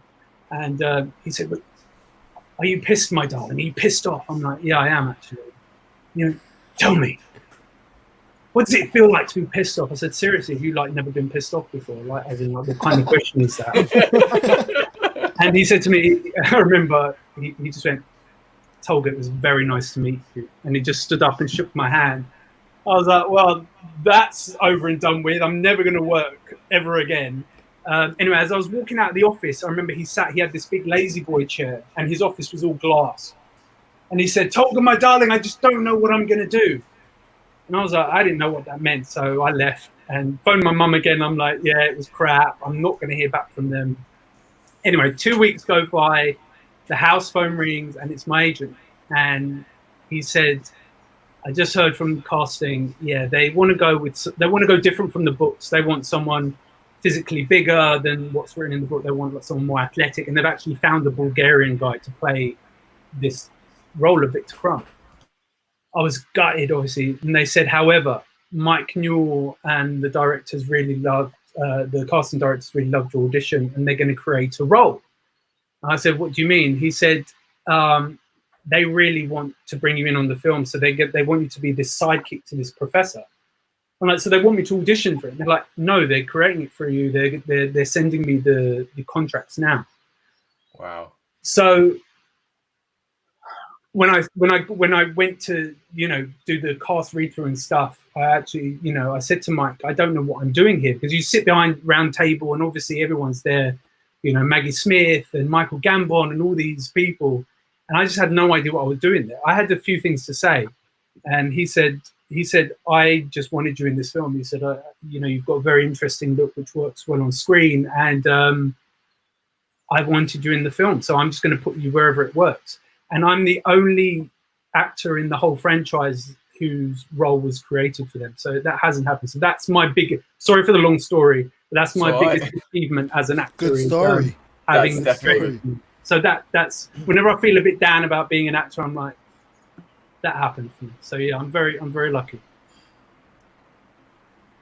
Proud. I'm definitely proud of you. I've got goosebumps hearing it, because the fact that you've been 100%. created, definitely been created a position that's a big like achievement. not even a character that's in the book as well, that have actually created you in this Harry Potter universe that everyone loves. They didn't have to do that, like, I mean, they don't need to do it. There's a lot of money that goes into these films, and I don't particularly add much to it, but for me to have impressed a director like Mike and the producers like David Heyman, and David Heyman went on to be one of my sponsors when I moved out to the States to get my visa. He was actually one of my sponsors. So, it really kind of set up my life and my career in a way it might not have done if I hadn't had that opportunity. So I'm very thankful for that. It's brilliant. Absolutely brilliant. That's cool. John? Sorry for blabbering on. No. Well, for me, like, obviously I've been doing it for 10 years. Like, I haven't been in it as much and I'm not as experienced as you guys, but it's a bit like what Serhat said. I'm not on the level where I want to be yet. But for me, at the moment, my greatest achievement would be where I've come so far, because I remember when I first started off, like when we was talking about parents and getting proper jobs and stuff like that, they were all like, I remember arguing with my dad about what my GCSE choices. I was like, I want to do media, I want to do drama. He was like, no, you need to do something else. And we agreed on doing sociology. I don't know what that done for me, but yeah. Met in the middle. Yeah, and I remember like there was always question what I wanted to do when I first started. But now it's come to a point where they're used to it. In fact, they're supporting it. They're like you've come so far doing what you're doing. So like we're proud of you, and I think that's my biggest achievement, having my family proud of where I've come to. And like obviously working on Offender, I've learned a lot. That was a big achievement for me, and some of the names that I've worked with, looking up to be able to work with these people is an achievement in itself for me, because I've seen these guys on TV, and like I'm a bit of a starstruck person. Do you know what I mean? When I see something, I'm like, wow, like even though I don't show it in person because I know they can get a bit funny about it, in my head I'm like, wow, like, I'm working with Danny Dyer. Do you know what I mean? Like, so that was like your biggest film you done, was that one, would you say? Offender was, I think Offender was one of the biggest. I've done bigger parts, but success-wise, that was one of the biggest films. When I say biggest film, I mean the most successful in terms of what it's taken grossly, like in terms of money it's either Offender, and there's one on Netflix called The Governors. And it was starring one of the guys from Rizzle Kicks, and yeah, that was a big achievement as well. It's just the people that I've worked with, I think, like to be on the same screen with them, I think it's an achievement. Like one of the biggest names was Richard E. Grant, and on a film called Dom Hemingway. I don't know if you guys heard of that, but yeah. I'm gonna look into all of it. I'm gonna watch it so I can start. How about Tolga? Would you say Harry Potter was obviously that's the most most successful, one of the biggest successful franchises? Yeah, obviously, it's the most lucrative and still is, because obviously, we all still get paid. For me, yes, it's one of those jobs that you dream to have as an actor, to be we all want to be in either Harry Potter, Star Wars, or in a Marvel film, or in a DC film. Everyone wants to be in a franchise, and not just because of the money, even though the money's great. It's just to be. And I was a tiny fish in that Harry Potter world, but I still was a fish in that world. You was a fish. And they don't come much bigger than the Harry Potter franchise, and to have been on, I was there for 6-7 months, and I still, I still do work for it. We a lot of us actors that were on them go to conventions and stuff like that. So yeah, it's still part of my life even now. And Serhat, Talking of Marvel films, have you done a Marvel film before? Have you been in Marvel? I've done background in a Marvel film, Guardians of the Galaxy. I Wow, was one of the soldiers, Nova soldiers. wow. Yeah, As Tolga said, you're still a fish in that yeah, small franchise, fish and in a big franchise. But how for that, everything was made, it was incredible. Explosions, stuntmen on cables, wow, talking to the director, assistant directors. It was one of the biggest scale movies that I've ever been in. wow. And Yeah. we was talking about this off air, but it would be good for people to hear. Everyone's probably seen the remake of Aladdin Disney franchise, and you played in that as well. Can you tell people about that? Aladdin, yeah. So I had an audition to be one of the dancers in the parade. They said, "Can you sing?" And I was like, "Yeah, why not? I'll give it a go." Good. So go to the audition. Now there's a bunch of people, and we had this choreographer from the United States, and he's worked with Beyonce, Jay-Z, all these big artists, and he would just line everyone up, and we would like start dancing and singing, and he'll be picking out people who we thought was great for the role. And I was fortunate enough to be one of them. So, yep, I got to do one of the dancing parade scenes with Will Smith and Aladdin and Crazy. Jasmine. And you were saying off air again. You said you was doubling for what's his name? The And Jafar. yeah. So one of the production crew noticed that I looked a lot like Marwan from Guzel. And Marwan was on a different film, and he wasn't available on the day. So they said, "Sir, do you want to double for Jafar?" I was like, "What? Are you kidding me? Like, yeah, of course." They said, "Right." So they gave me the costume, gave me the Jafar outfit and everything. They said, "Right, you're gonna double Jafar on this day." So I got to do a scene with Guy Ritchie, Aladdin holding the lamp and everything. It was incredible. That's crazy. I think that's That's been a my great best remake experience. of any Disney film. Would you guys agree? As acting, Yeah. I haven't seen it. Tolga. You know Wow. what? I was never a fan. I love Disney. I was never a fan of the cartoon. And then I did hear good God. things about the film, and I was like, oh, I'm not sure. So I didn't watch it, but I will. Now that I know Seth Hutt's in it, I'm going to watch it. 100% recommend it. No, Get actually, Disney I Plus really- on trial and then quit it. Disney Plus. There you go. I really enjoyed the film, man. It's really, really good. Really well I made. think They've got a lot of money in it. I'm sure I will. It's top class. Better than the Lion King remake. Better than Dumbo remake. All those other ones they've tried to make, they've flopped. Aladdin, hands down. And Aladdin got the biggest critics, right, before it came out from the trailer, saying about Will Smith being Genie. It got the biggest critics saying they've ruined it, and it ended up being the best one out of the franchise. Yeah. Disney's great. If you can work for Disney, That's crazy. great. Well done. You lot make us proud, man. This is unreal. Well done to all of you. Yeah, literally, like from the start of the show, like to let him die, dicken. Like literally, I can't wait yeah, for this 100%. COVID-19 to actually be in the same room, and I'm like, I know this person. I spoke to this person. 100%. 100%. 100%. I'm a big Sevens- Lord of the Rings fan. I'm a massive Lord of the Rings fan. Any of you, did that come up back then in 2000? No, I mean, even I'm probably the oldest one here. Even I was too young for Lord of the Rings. I've met Ian McKellen before. That's about it.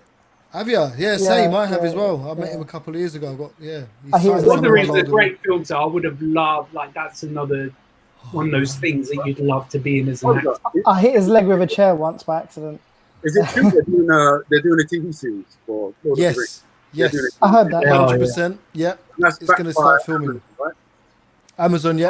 Amazon, I have yeah. no idea. I don't know how far down the road they are with production, but I know that they are. But they've been talking about it for years. Yeah. It's a definite. I It's follow It's a them on definite. I tweets. mean, especially with what's been going on, I know a lot is now kind of been put in a compartment, and they'll probably won't bring it out for a long Yeah. time.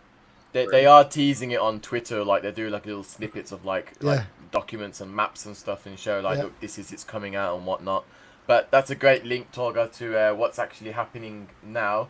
So now with there's COVID-19, how is this affecting getting work? And also a question that Sarah was asking as well was, guys, can I ask, with all this corona pandemic, does it worry you working on sets, and how do you think it will make you feel in future jobs? Great question. Yeah, well, I mean, none of us. Well, I don't know anybody that's even auditioning at the moment. It's very because we don't know where we're going to be in a week or a month or a year. It's when we first went into lockdown, there were still a lot of actors that were still, going on tape for stuff. But now it's got to a point where we've been on lockdown, not just here, but in the States, they've been on lockdown even longer. Yeah. That they just, I mean, a friend of mine, Ashley, who I spoke to last night, who's in LA, she was just coming off the back of a show, and she was auditioning up until the lockdown, and now even her agent is like, we don't know. So there is nothing going on, unless they're just not telling me, and there is.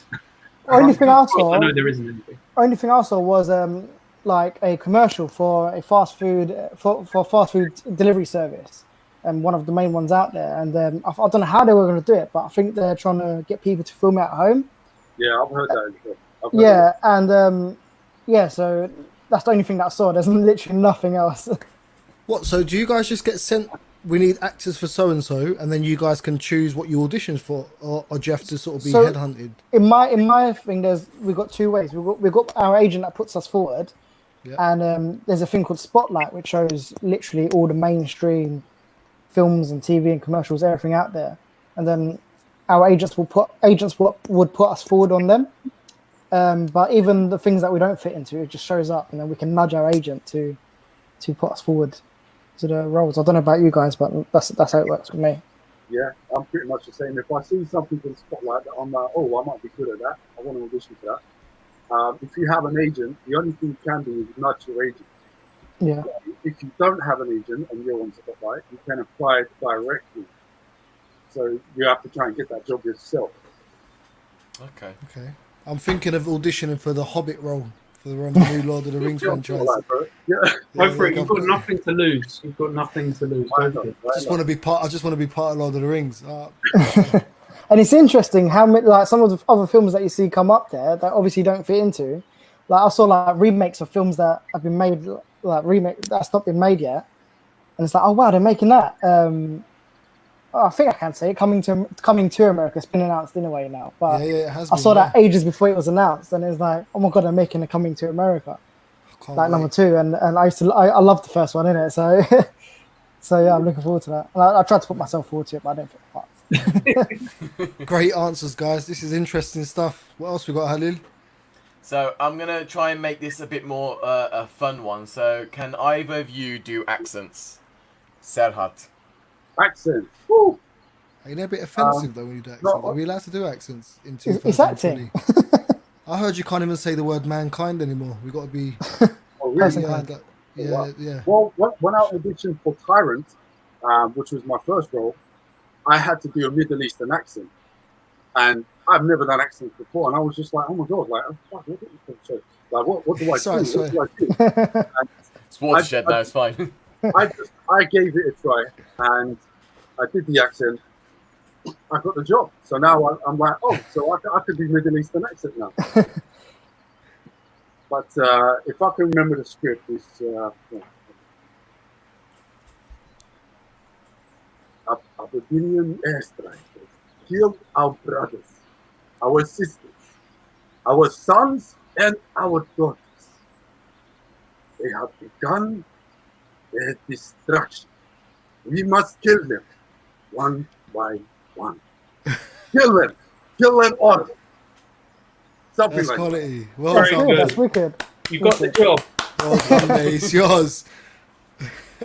But Go on, sorry, John. go You go. ahead. Yeah. No, it's alright. John, you go next. that's right. Yeah, no, yeah, I've been asked to do a couple accents before, and the reason why I came in is because when he said Middle Eastern, and I got asked to do Middle Eastern and Eastern European. I'm not going to do it now because I haven't. I like to practice before I do it. I don't want to just come into it and embarrass myself. Come on, John, man. But I do enjoy doing my Turkish accent. So I'm like chili sauce salad and all that. Like my friend, when chili sauce, chipsies, everything is kebab is nice, man. You know what I mean? That's a good one.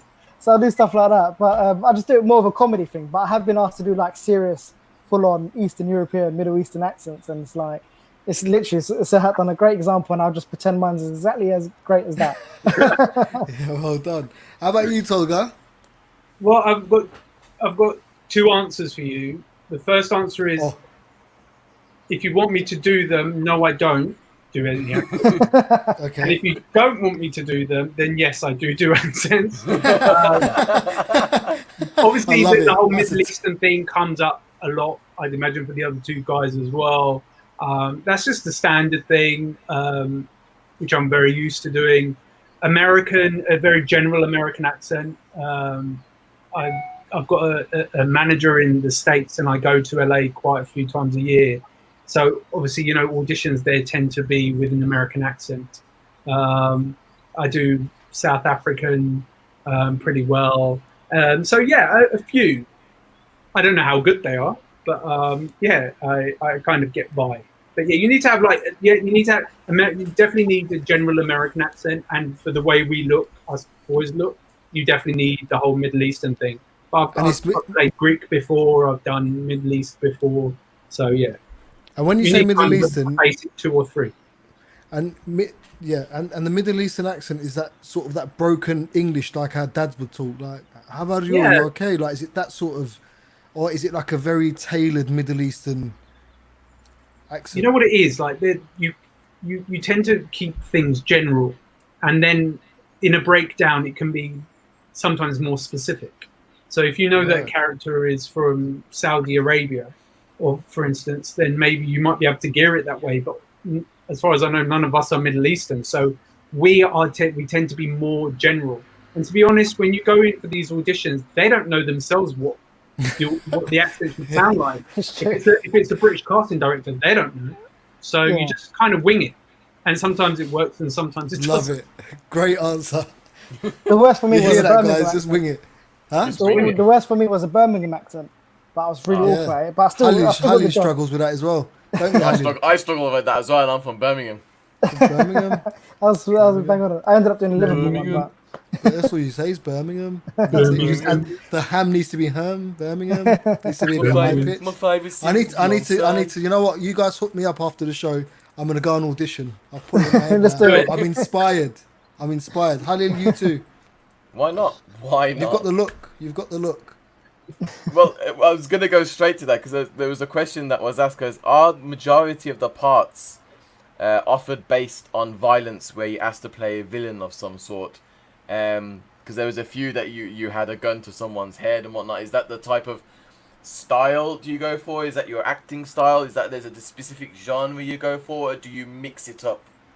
It's different for. I mean, people. When you meet people and you say, "Oh, I'm an actor," they're like, "Oh, you must play terrorists a lot."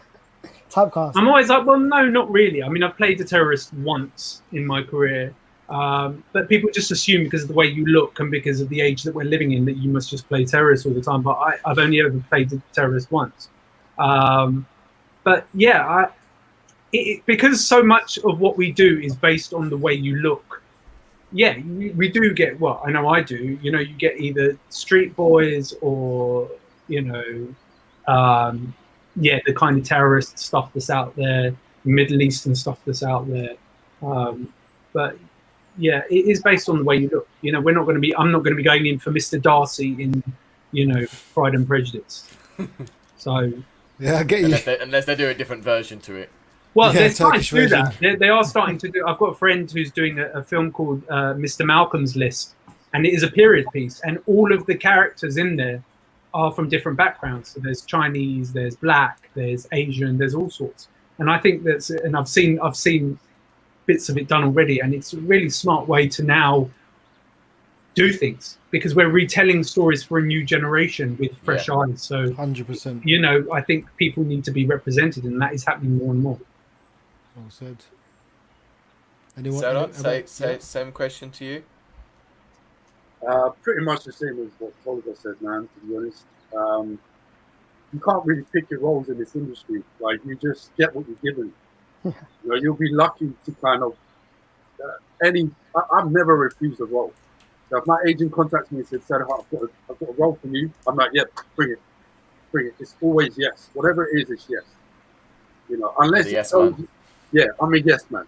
Unless it goes against my beliefs or something that I believe in, then I would have to say no. But I haven't come across that yet. So Okay. I'm Interesting. the same with Serhat there. I'm a yes man as well.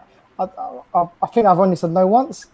Apart from that, it's always been a yes, yes, yes. And yeah, like some actors got problems with being typecasted. I don't see it a problem. I enjoy playing because I normally get put into roles where I'm a bad character. I'm a street thug or something like that. I'm always a street thug, drug dealer type thing.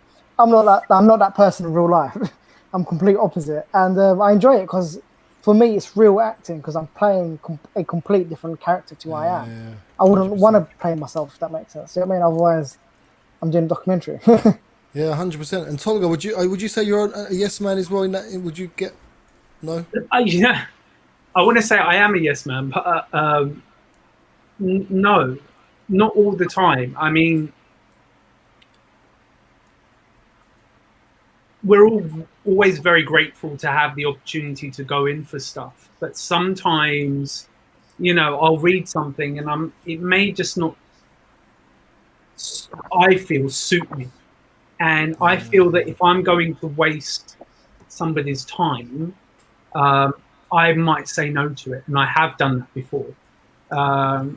You have to know your strengths and your weaknesses, know what you can and can't play, and that's probably not the best way to look at it, because you should just go in there and give it to them, and you don't know, they may love it, and that's true. I've been doing this a long time, and you have to play to your strengths sometimes, and there's no shame sometimes if you really feel in your heart that it might not work for you, or you may not be the right person, and you don't want to waste someone's time. Then I have been known to say no before, and that may be the wrong way to go about it, and if that is the case, then I'm the one losing out. But we have to as actors follow our instincts and our gut, and there have been very few times that I have said no to stuff. Yeah. So no, I'm not a yes man. Have you guys? Sorry to divert again, Halil. Have you guys said no? Have you ever been approached by your agents or been recommended for roles? That you just like no chance in terms of maybe like an adult scene or an adult movie or something that's really political, like something that could be quite discriminatory or kind of linking to what you just asked, and I think we spoke about this earlier before we came on air. Was the Aladdin thing.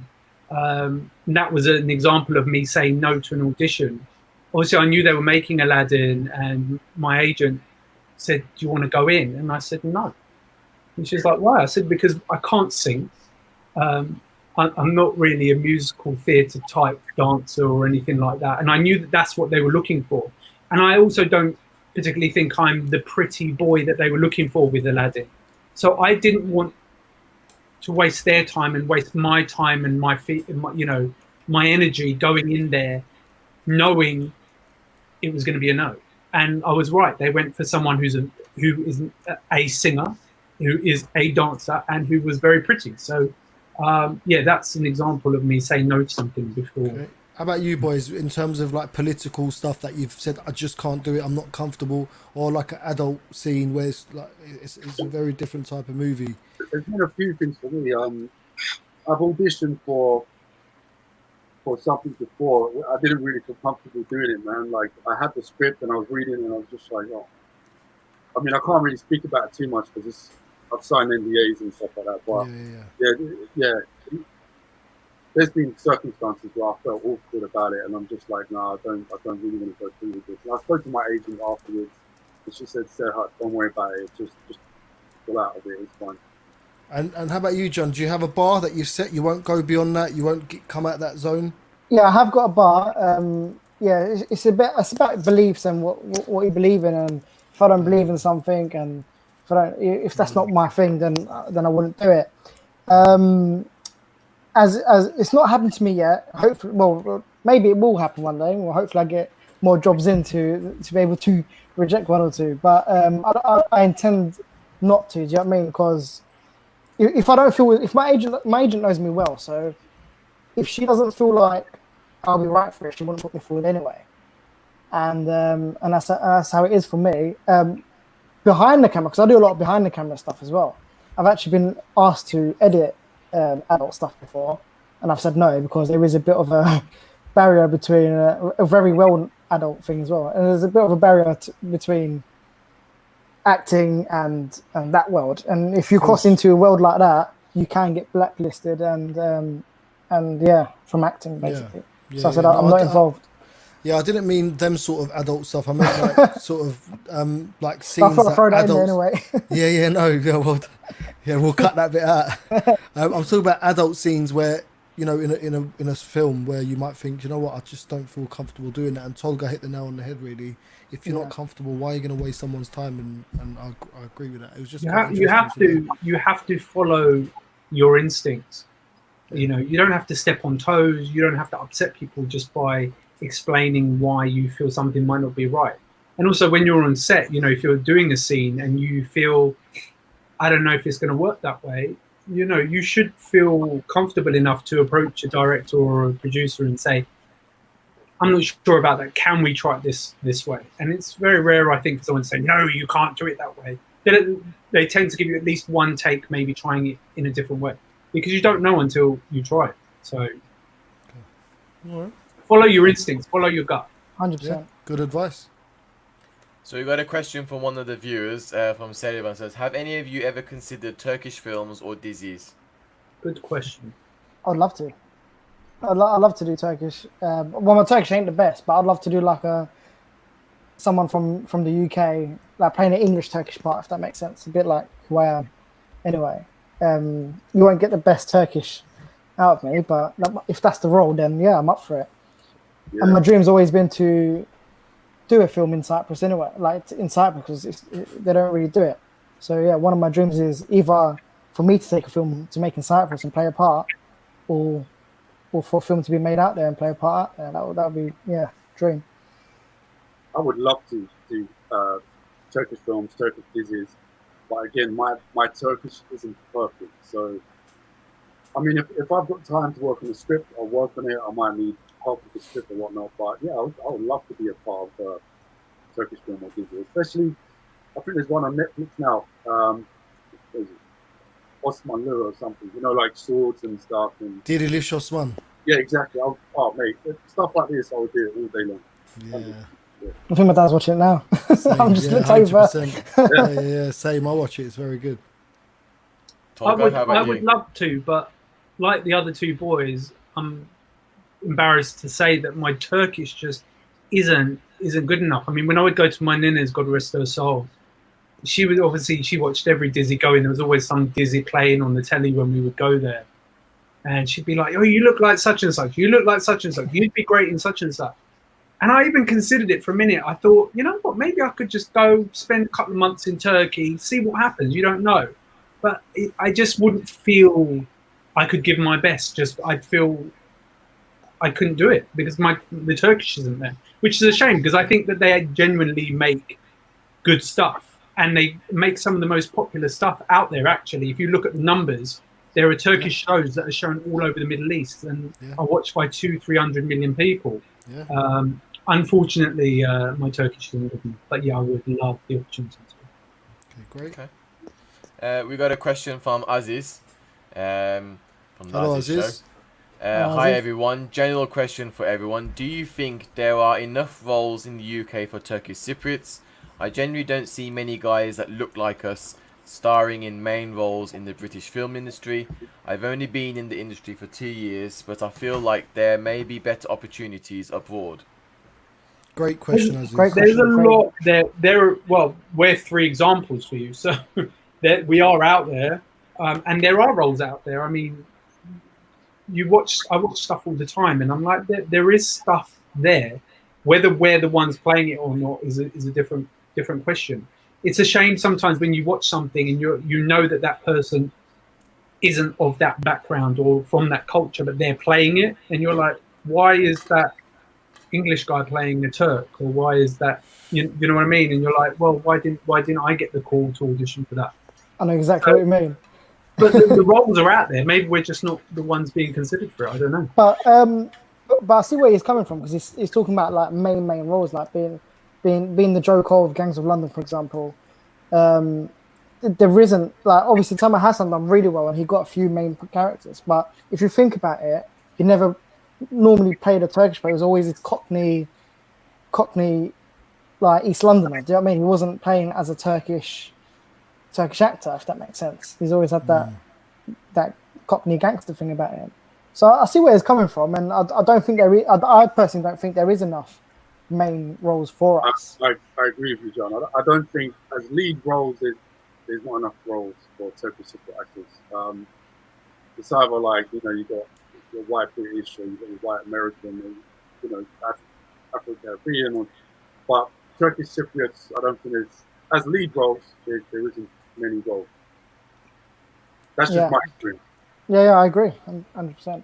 I could be wrong, but I've actually, going with what Tolga said as well, I've actually auditioned for parts before, like playing like a Turkish part, and it will be played by someone that's not Turkish, and it's annoying because like I don't get the audition, and I watch it back and it's like not a Turkish person playing it, but it's just the look they're going for, I guess, or whatever it is on their minds. You know what? It just really does vary. Like, you never know. I mean, I've been up for stuff where the role was a Middle Eastern role, and then you get the part, and they're like, "Oh, we've made him Turkish," and I'm like, "Oh, okay, cool." So you don't know. So I could have been taking a Middle Eastern person's role, but they chose to mix it up. I've played Greek in Casualty. I played the Greek guy. People could turn around and say, "Well, why wasn't a Greek guy playing it?" But you know, I didn't have to speak Greek, so there was a problem like that on EastEnders. Aykut Hilmi, I don't know if you know him. Yes. He was in EastEnders, and he had a bit of a problem with EastEnders. He ended up putting a Turkish flag in the background, playing a Greek role, and it caused a bit of a stir. Yeah. But you can look that up later anyway. yeah, good on him. I'll say. Is he the one that sang Diddly Game, the Queen Vic? No. Off Eminem. No. That was back in the day. He's actually been on it recently as playing a Greek character. Oh, really? Yeah, definitely look him up. Aykut Hilmi. And he's Turkish Cypriot, and he's playing a Greek. Yeah, I think he's half Turkish Cypriot. I'm not sure where the other half, but that's the problem basically. He was a Turkish Cypriot playing the Greek, and and he put a flag, Turkish, like, and they put a Turkish flag in the background, like you can see, like a little Turkish flag. He probably got sacked, right? I'm assuming, or he caused a lot of problems. I don't think he got sacked anyway. I'm not sure. He's not on it no more. But I don't know. That's not for me to say. Crazy. And would you guys advise Aziz, like, who's only been in it for 2 years? Would you advise someone like Aziz to start getting an agent now, or if he hasn't got one already, or would that help him get a better role? Well, he's smashing it with what he's doing at the moment. Like I've met him before, and he's definitely getting himself out there. Do you know what I mean? So that's a big part of it. Yeah. But yeah, I think having the agent is half the battle. I've had an agent since I started working, so I don't know any different. But you need, for me, I find that you do need that middleman or woman to be the person that is out there constantly looking, getting the breakdowns in, has the eye and their finger on the pulse, checking what's going on. Obviously now we live in an age where we have the internet and stuff, so we too can be very proactive. But, you know, it does really make a big difference if you can have an agent or a manager who is kind of doing the job that they should be doing, which is looking for stuff for you and putting you forward. Sometimes, I don't know, maybe you guys, if you didn't have agents before, would you not get considered for stuff because you didn't have an agent? Or, when you submit yourself, would they be like, oh, you have to go through an agency? Like, how did that work? I wouldn't have been put forward for the roles that I've got so far. So, yeah, definitely an agent. You need an agent. For the bigger stuff, yeah. For the bigger stuff, for sure. But, I mean, I don't stop looking for work as well. So even though I've got an agent, I'm still looking for jobs. I'm still looking for castings. If I find something that I like, I might pass it to my agent and say, what do you think about this? And she'll say, yeah. I agree. You need to be proactive. And it doesn't matter how big an actor or small an actor you are. I know loads of actors that are very successful and working all the time, that if they hear of something on, you know, if they hear something's being made or they're really interested in something, they'll say, agent, find out more about it. It's like me with Harry Potter, for instance. I knew about Harry Potter before my agent did. I told him to contact the casting director, please get them to bring me in. So he did his bit and I did my bit. So it was kind of us working in conjunction with each other. And networking. I think networking is the most important thing. Yeah, networking really helps. Yeah, if it wasn't for Facebook, to be fair, I probably wouldn't be here. Literally, I wouldn't be here. But, but You really just kind of, you could get out there. When I went to the States for the first time, because my friends had moved out there, and she was on a TV show which was really successful on ABC called Revenge, and I was always her plus one to all the events and parties and stuff.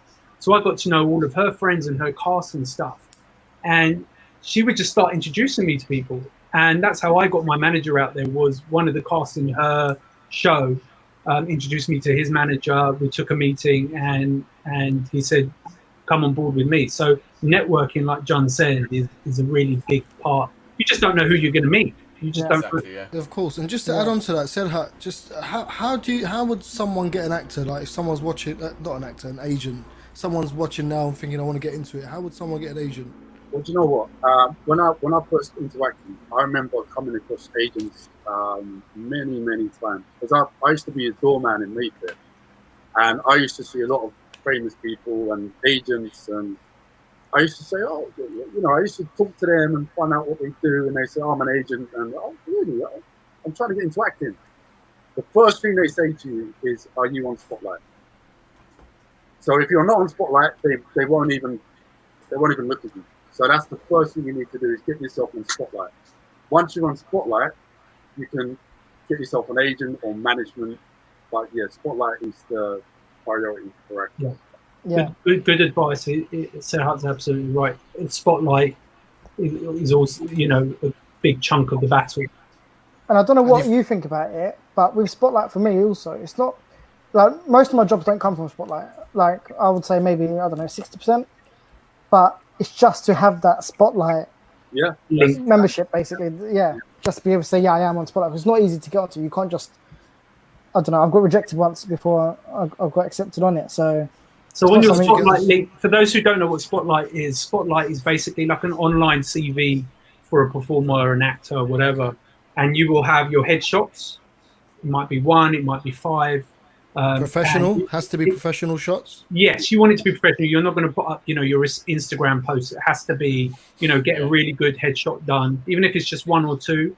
And then there's a description of you. So height, weight, eye color, hair color, length, whatever. And then it'll be a breakdown of accents you do, and then it will be the work that you've done. So you would put any short films you might have done, films, TV shows, plays, and you just list it. And then what happens is a casting director, your agent would submit that, and a casting director would look at that and say, yeah, he looks right. Is he about the right height we're looking for? Great, let's call him in. Yeah. So you want to be on Spotlight, for sure. And why would you get rejected from Spotlight? What would that reason be? Because I think, well, basically, you need to have some credit behind you. You can't just be, well, for me, I think I didn't have enough credits to get onto there. I think you need to have a minimum of 4 actually speaking roles. Yeah, it's a little bit like equity, which is union for actors. You can't join equity until you've worked professionally for a certain amount of time or earned a certain amount of money. So Spotlight's kind of the same. Otherwise, anyone could just put themselves on there. Yeah, and it'll just be a massive experience. Yeah, you need to prove that you're an actor and you're working in the industry and you've built up your credits, or drama school. I think drama school qualifies. Yeah, drama school. For being on Spotlight as well. So in order to get an agent, you need to be on Spotless, is it? What is it called? Spotlight. You don't have to be, no. No. You that will come as you start working. Okay, but how do you get the jobs in order to put the credits on Spotlight? That's what I want to know. How would you get into acting straight away? That is the problem of actors trying to get on Spotlight. It was difficult. I had to network. I had to talk to people and try and get roles, do loads. I did so many short films, student projects before I started getting professional work. But to answer, you mean like where do you find the jobs to get to that level? Yeah, like to get to a basic level to get onto Spotlight. Well, that's where the networking comes in. So for me, when I first started, I used to go on IMDb, find all these British films and people around me, and actually look for them on Facebook and then get talking to them. So that would be one way. And then there's other websites out there that you can join, that anyone can just join, and you can just build your experience from there. Okay, what are those websites? Would you mind sharing with the viewers? I wasn't sure if I was allowed, so I didn't say it. You've got Star Now, Casting Call Pro, I think it's now called Mandy. I don't know if you two got any suggestions. Casting networks. What else you got? Sites where you can get work. Yeah, IMDb Pro, Casting Networks, Mandy. That's pretty much it. Yeah. It'd be nice if you could send me this like after the show in a small. Yeah, no link. worries. Yeah. It'd be nice to share this in maybe in the next issue of the Nazar kind of thing, and have a little kind of like a double page spread or something, where we can share these for those who want to go into acting, and what websites they can go to, who they can speak to, and just basically a small little process to get to a position of either of one of you people. So. Yeah, I think there wasn't. So Aziz has replied back to saying he does have an agent. So he thanks for the thing, but he says my agent puts me up for the good roles, but my worry is that there isn't big roles for our background. There are a lot of roles out there, but not main roles. So I think that's what his worry is, of trying to get maybe the main character within the films that he's worried that he won't be able to get forward to. Mm. You know what it is. There's no. I know exactly what he's saying, and I get the frustration there, but there's nothing you can really do about that, other than create the work yourself. You know, if you're going to write a short film, and you be the star of it, write it around your character, and then maybe you can. As time goes on, we can bring that to the forefront and people will get more ideas for that. But in the age that we're living in, the lead role will be the lead role. And I do think times are changing. It used to be just, British, good-looking guys that were the lead role. And it's changing. It's changing now. It's people of color, people of different backgrounds, it's people with different accents and different classes and stuff. So it's not what it was. It's getting there. But it's also not just going to be, nobody's going to sit there and think, oh, I want to write about this Turkish Cypriot guy and he's going to be the main role and it's going to be on Netflix, So why not be proactive? Creative. Maybe create it yourself and then shop that idea, If you think it's that good, write to Netflix, write to a producer, get their details from IMDb and say, this is what you should do. Have a look, read this. Yeah. Okay. Which I definitely agree because... A lot of people are doing that now. Sorry, Sahad, carry on. Sorry, cuz. A lot of people are doing that now. So a lot of people are writing their own plays, short films, feature films, and you just got to pitch it yourself. Pitch it out to Netflix or Amazon. Try and get a team together and make it yourself, and then you could star in your own film. Yeah. Sylvester Stallone did that in Rocky. He wrote his own film. They offered to buy it off him. He was adamant. He said no. And then what happened? He got to be the character he wanted to be. And now look at where he is. He's one of the most famous people in Hollywood. And that's why when I graduated from uni 2 years ago, I never studied acting. I studied digital film production. So the two reasons why I've done that is one, to start making my own films and set my production company, which I have now. And the other thing is, obviously, if I'm surrounding myself around directors and producers or people learning to do that, when they make it, these will be my friends because I've studied with them in uni. So that was that was like a little networking thing for me. So as an actor, I would now know these new producers coming into the industry. Exactly, yeah. Definitely. And I agree. I agree with everything that you said, because you can link this back to any kind of creative industry that you could talk about. For example, I do graphic design. And sometimes when you can't get a certain job, you're creating these projects yourself. You're creating a brief yourself so that you can add to your portfolio and to be seen. And it's exactly the same, I'm guessing, with yourselves, to add it to your show reel, to show the different styles that you can do, the different techniques that you can create. And I'm guessing it's the same with yourself as well, Serkan, with the music. If there isn't a particular style that's out there and you want to put a foot in the door and say, right, I can do this within music, you'd create it instead of waiting for that opportunity to come for you. You would take it and take that chance. 100%. So there's a message from Umay, one of the admins. It said, it's Hello, like when you try to apply for a job Why they say you need experience. The funny thing is you are trying to apply to Spotlight to get that experience. It seems difficult, especially in the film industry, which is so competitive. I applaud you all for not giving up. Thank you. I agree. And Well said. and in connections, I says you apply. I'm guessing she's saying the same thing. Yes, she's saying the same thing. So yeah, so I agree. Basically saying like it's a catch-22 because you need the job to get on Spotlight, but you need Spotlight to get the jobs. And I think what we're trying to say is, yes, to a degree that is correct, but there are ways around it. You know, you can find, you know, groups online that do short films, that make short films.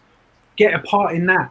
And if you can't get a part in that, write it, make it, do it yourself. We've all got iPhones now that make, you know, have great, you know, cameras on them. Do it yourself. And it's some people, and no two stories are the same, believe me. And some people disagree with doing student films, and I think that's a great way as well, especially if, like, obviously, if you're starting up, because you'll be surprised how much you learn from these sets, and they're actually learning from professionals. Obviously, it depends where they're from, what school they're from, or university. But when I mean like student films, I mean like university, because they would have really good equipment. Like the university I went to was Ravensbourne. I don't know if you heard of that. And it's a good one. Yeah, and they got they got red cams. They got cameras that they would film Lord of the Rings with. And these students are making films with these cameras.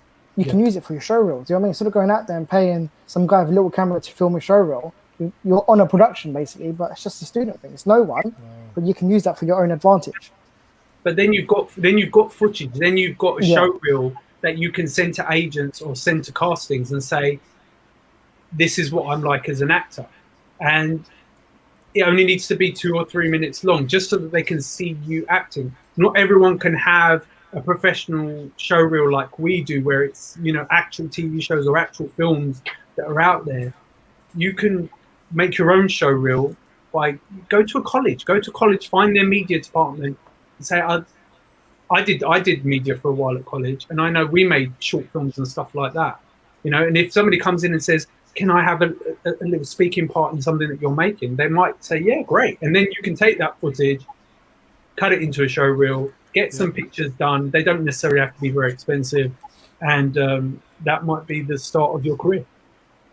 Yeah, good advice. Good advice. Yeah. Okay. So Moss wrote here, John Boyega got a massive part through Open Casting. Is Open Casting one of those websites? No, Open Casting it's just a casting that's open to public, basically. Oh, sorry. Okay, that's right. Yeah, I don't know if that's true, because I think he's talking about Star Wars. True, I know his agent. Yeah, Femi's a great agent, and his agent is really well connected. He actually owns a drama school, so I don't know how true that is, but yeah. I don't think that's true, but I could be wrong. But Femi, his agent, has been his agent from the beginning. So yeah. Okay, interesting. Okay. All right. So we'll wait for some more questions to come in from the viewers. So I'll go back to some of the questions I got. So for Serhat, when you suffer a setback, how does that emotionally affect you and your work? Good question. It affects you a lot, to be honest, because acting is all emotional. It's all your emotions, your feelings. So if you're going through a hard time emotionally, it's going to show in your self-tape. It's going to show in your acting. So I try and stay away from anything negative or anything that's going to take you off your course. You know, you might have people that are trying to say, "Oh, don't do acting. That's really bad for you." And it's like, "Well, that's my dream." Yeah, but no, you should get a proper job. So to me, that's like a negative thing, and I'm like, I try and stay away from that. So I try and stay positive, and mental health is the most important thing. You just got to keep your mental health strong. Absolutely, mate. Yeah, I agree. Yeah, and I do that by, like, you know, meditation, working out. Working out is a good way to relieve stress. Just try and have a normal life, man. As well as your acting, you got to have a normal life. You got to live your normal life as well. I saw there was a question, Halil. I don't know if we've asked it already, about what other stuff you guys do apart from acting, or what would you have done instead of acting if you wasn't an actor? For me, I wanted to do boxing. I had the boxing license. I was boxing for about 4 or 5 years. was pretty good at it, but the asthma just let me down. So the harder I trained, the worse the asthma got. So boxing would have definitely been my career choice. Yeah, I can relate to that.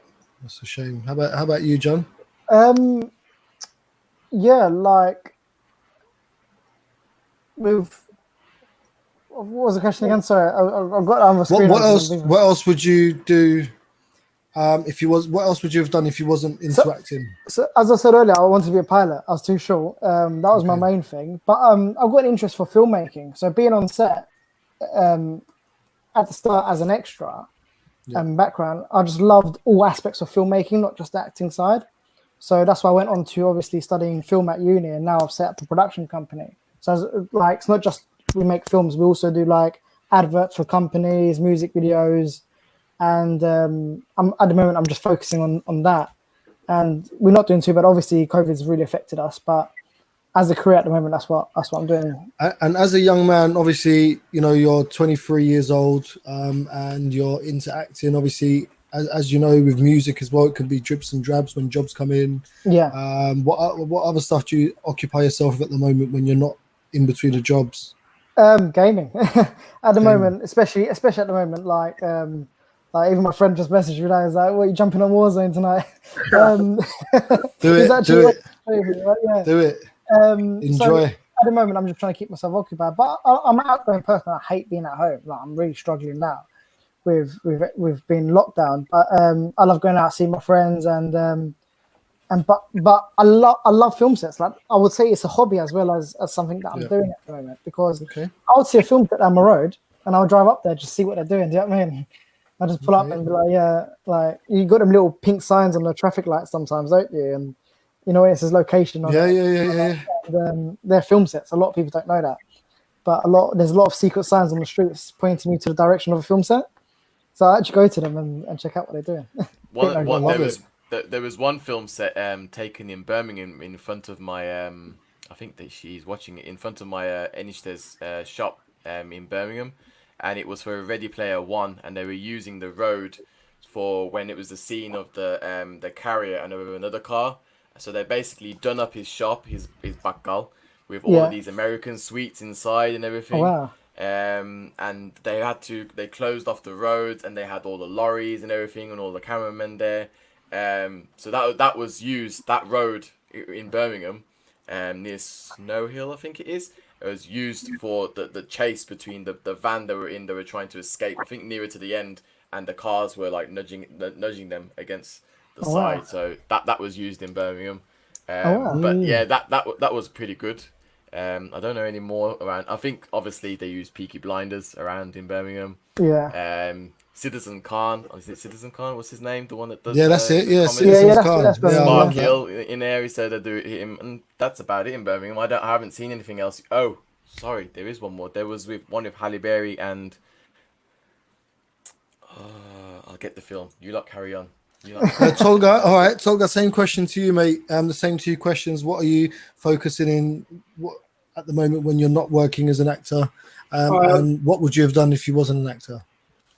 I've got a couple apartments in London which I rent out, so kind of making sure that they kind of keep going, and obviously the money helps in between when you're not working as well. So that's always something, you know, I've got to keep my eye on. I do quite a lot of these kind of Comic Con conventions, which I don't know if you guys know what they are. It's basically, you know, conventions that people go to, and you have actors from different shows or different movies. And obviously I tend to go a lot for the Harry Potter stuff. So, you know, there'll be 3, 4, 5, sometimes up to 10 of us from the films. And you basically just sit behind a table for 2 days and, you know, meet people and sign autographs and, you know, do Q&A panels and stuff like that. So that's great, because, you know, it's a nice chance to get together with old friends, and you get to travel the world. I mean, I've done them in America, in France, in the Netherlands. So those are good to do as well, and they keep you busy in between. And I've also got two beautiful young nieces who are 5 and 3, and my sister and my brother-in-law both are, you know, busy with their careers, so I kind of go and help out with the girls when I can. I do like the school runs and the doctor visits and wicked. stuff like that. So, so that, and then I try and fit in, you know, travel as well. We've got a house in Cyprus, so I go there 3-4 times a year, spend time there. And I've also got, you know, friends, and I've got a base in LA as well. So I go there about 3-4 times a year as well. So there's always something to do. And would you have chose a different career path if you wasn't interested in acting, and what would that have been? You know what? I've been doing this for so long. It's not that I don't know anything else, but this is my passion, and it always has been. And there's a lot of other things I'm interested. I'm interested in property and in history and in architecture. But yeah, I couldn't say, to be honest. I have a lot of interest, that this is what I've done consistently for a long time. So I'll stick with it. That's fantastic. All right. I just got told to say as well, Yeah? the film that I worked on is on TV right now. It's on London Live now. It started at 10 o'clock about 10 minutes ago. So what channel? London Live. London Live. Yeah, Okay. I actually, I'm in the film and I've edited it as well. What's it called? Oh wow. Red Army Hooligans. Red Army Hooligans. Arsenal. How are you listening? How are you listening? Red. What is it? Red London Hooligans. Red Army Hooligans. Red Army. Yeah, the Arsenal. And obviously, once COVID is all done and dusted, we'll all meet up and catch up properly and see how we can sort of inspire all these people from the group and even this is a great way to network. Now we all know each 100%. other. Yeah. 100%. Okay. Any other questions, Halil, we got for the guys? I'm just waiting for if there's any more questions from any of the viewers. For myself, I think the main thing I'm gonna probably end it on is like, is there any last words for those that are interested in going into acting? Serhat, if you got any last words for those that are interested in acting, and any wise words you would want to hand over to them? Just believe in yourself, man. Like, I never thought I would be doing acting. I struggled with depression growing up. Like, after school, I didn't know what I wanted to do, and I was lost. I was panicking. I was not in the right state of mind, and I was, you know, making bad choices. And you just got to believe in yourself and find your passion, find your hobbies, and just work on it. And yeah, step by step. It's just a small step. You know, if you need to get on Spotlight, check what you need to get on Spotlight. If you need an agent, you need to check. It's just everything step by step, and you will get to where you want to be. But don't expect to just climb mountains straight away. No, you have to walk step by step, and you can do it. 100%. Well said. Well said. Respect you. Well said. Definitely. I agree. Also, I would say, to add on to that, is also stay humble. Do you know what I mean? Like, never think, oh, I've done these 2 films now, I'm like the best actor, because you just drop straight down. Like, keep climbing. You can always do better. Do you know what I mean? And always believe in yourself. No matter what, because you will have a lot of people tell you you're never going to do that. You're never going to be able to do it. I remember in school people telling me, when I, like with Offender, people were like, I bet it's going to be a crap film, all this. Like, they came out in cinema and they're like, oh, it actually went in cinema. And I was like, don't listen to what people are saying to you. They're trying to distract you and take you off the tracks. Keep on track and keep strong and do what you want to do. I've got a TV reality saying with me, my slogan, because my name is Can. Well, I say Can, it's John, but I say Can. Is if anyone can, and it's the same with everyone else. If anyone can do it, you can do it too. So yeah, just keep at it and network. Good advice again. Thank you, Tolga. I think the boys have said it all. I think Serhat is a great example, given now our history together. Even though we haven't been in contact for many years. When I met Serhat, he was I was in a show called Spotless, and he came on to do a day or two's work on it. And we had a conversation. He asked me questions about what I did, and how did he get move into it and all that kind of stuff. And he's living proof of it. He's done it. He's here having the conversation on the same panel that I'm on, and there's no difference between the three of us. There's no 2 stories that are the same, and there's no. Everyone will go about it in a different way, and there's no magic formula. There's I know of 1 million actors, and each story is different, and some of them it happens overnight, and some of them it never happens, and you might be that person's that's somewhere in between. So don't pay attention to anyone else. Just get on with what you think is going to work for you. Be proactive, be positive, but be realistic. Don't dilly-dally and waste your time if it's not really your passion. Don't go in there thinking, I'm going to be a movie star. You know, it doesn't. You may be, but chances are you probably won't. So just concentrate on yourself, hone your skills, go out there, learn, train, do student film, do independent films, make it yourself, do a monologue on your phone and film it. You know, yeah, that's it. Great advice again. Great advice. No, Sorry. Last thing from me before I give. Go on, Sidhat. Go on. Sorry. So I was just going to say that don't think that actors live this amazing lifestyle and I want to be an actor because I want to be famous. That's not what acting is about. Acting is about performing, and we love performing. That's why we love acting. It's not because we want to be famous. Yeah. Fame and all that comes when your performance shows for itself, but you got to love performing to be an actor. Often there's very little money in it. I mean, Yeah. I did a play for £50 a week, and it wasn't enough to get me to the theatre every week, you know. But I did it because I loved it, and I was young, and I wanted to be on stage, and it gave me that fantastic experience. So don't think about the money. Don't think about the fame. Do it because you love performing. Otherwise, go and learn how to trade, you know, in the stock market. Make money that way if that's what you want. Well said. Now, mate, the advice on today's show has been unbelievable. And before I hand over to Halil for his last bit and we close the show, from me, it's been a really, really enlightening show. And fair play, Sidhat, very brave of you as well for mentioning about mental health.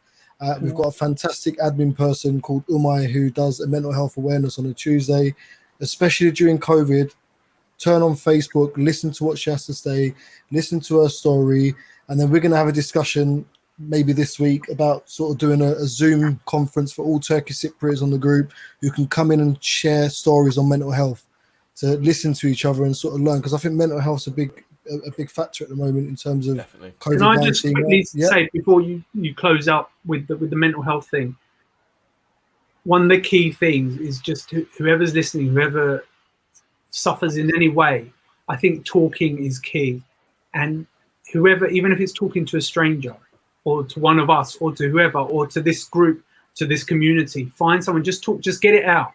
Even if it's gibberish, just get it out. I think that's a very important thing for everyone's mental health. We all should just talk, be kind, and be positive as much as you can. Yeah, I agree. And that's why we want to set up with Umay. We're going to speak and sort of set up a conference Zoom call for everyone to log into, a bit like this, but you can have loads on Zoom and everyone can just chip in and share stories and how they cope with it. And it'll be good for everyone to bounce off each other, I think, especially for men that are listening. Look at Sidhat as an actor.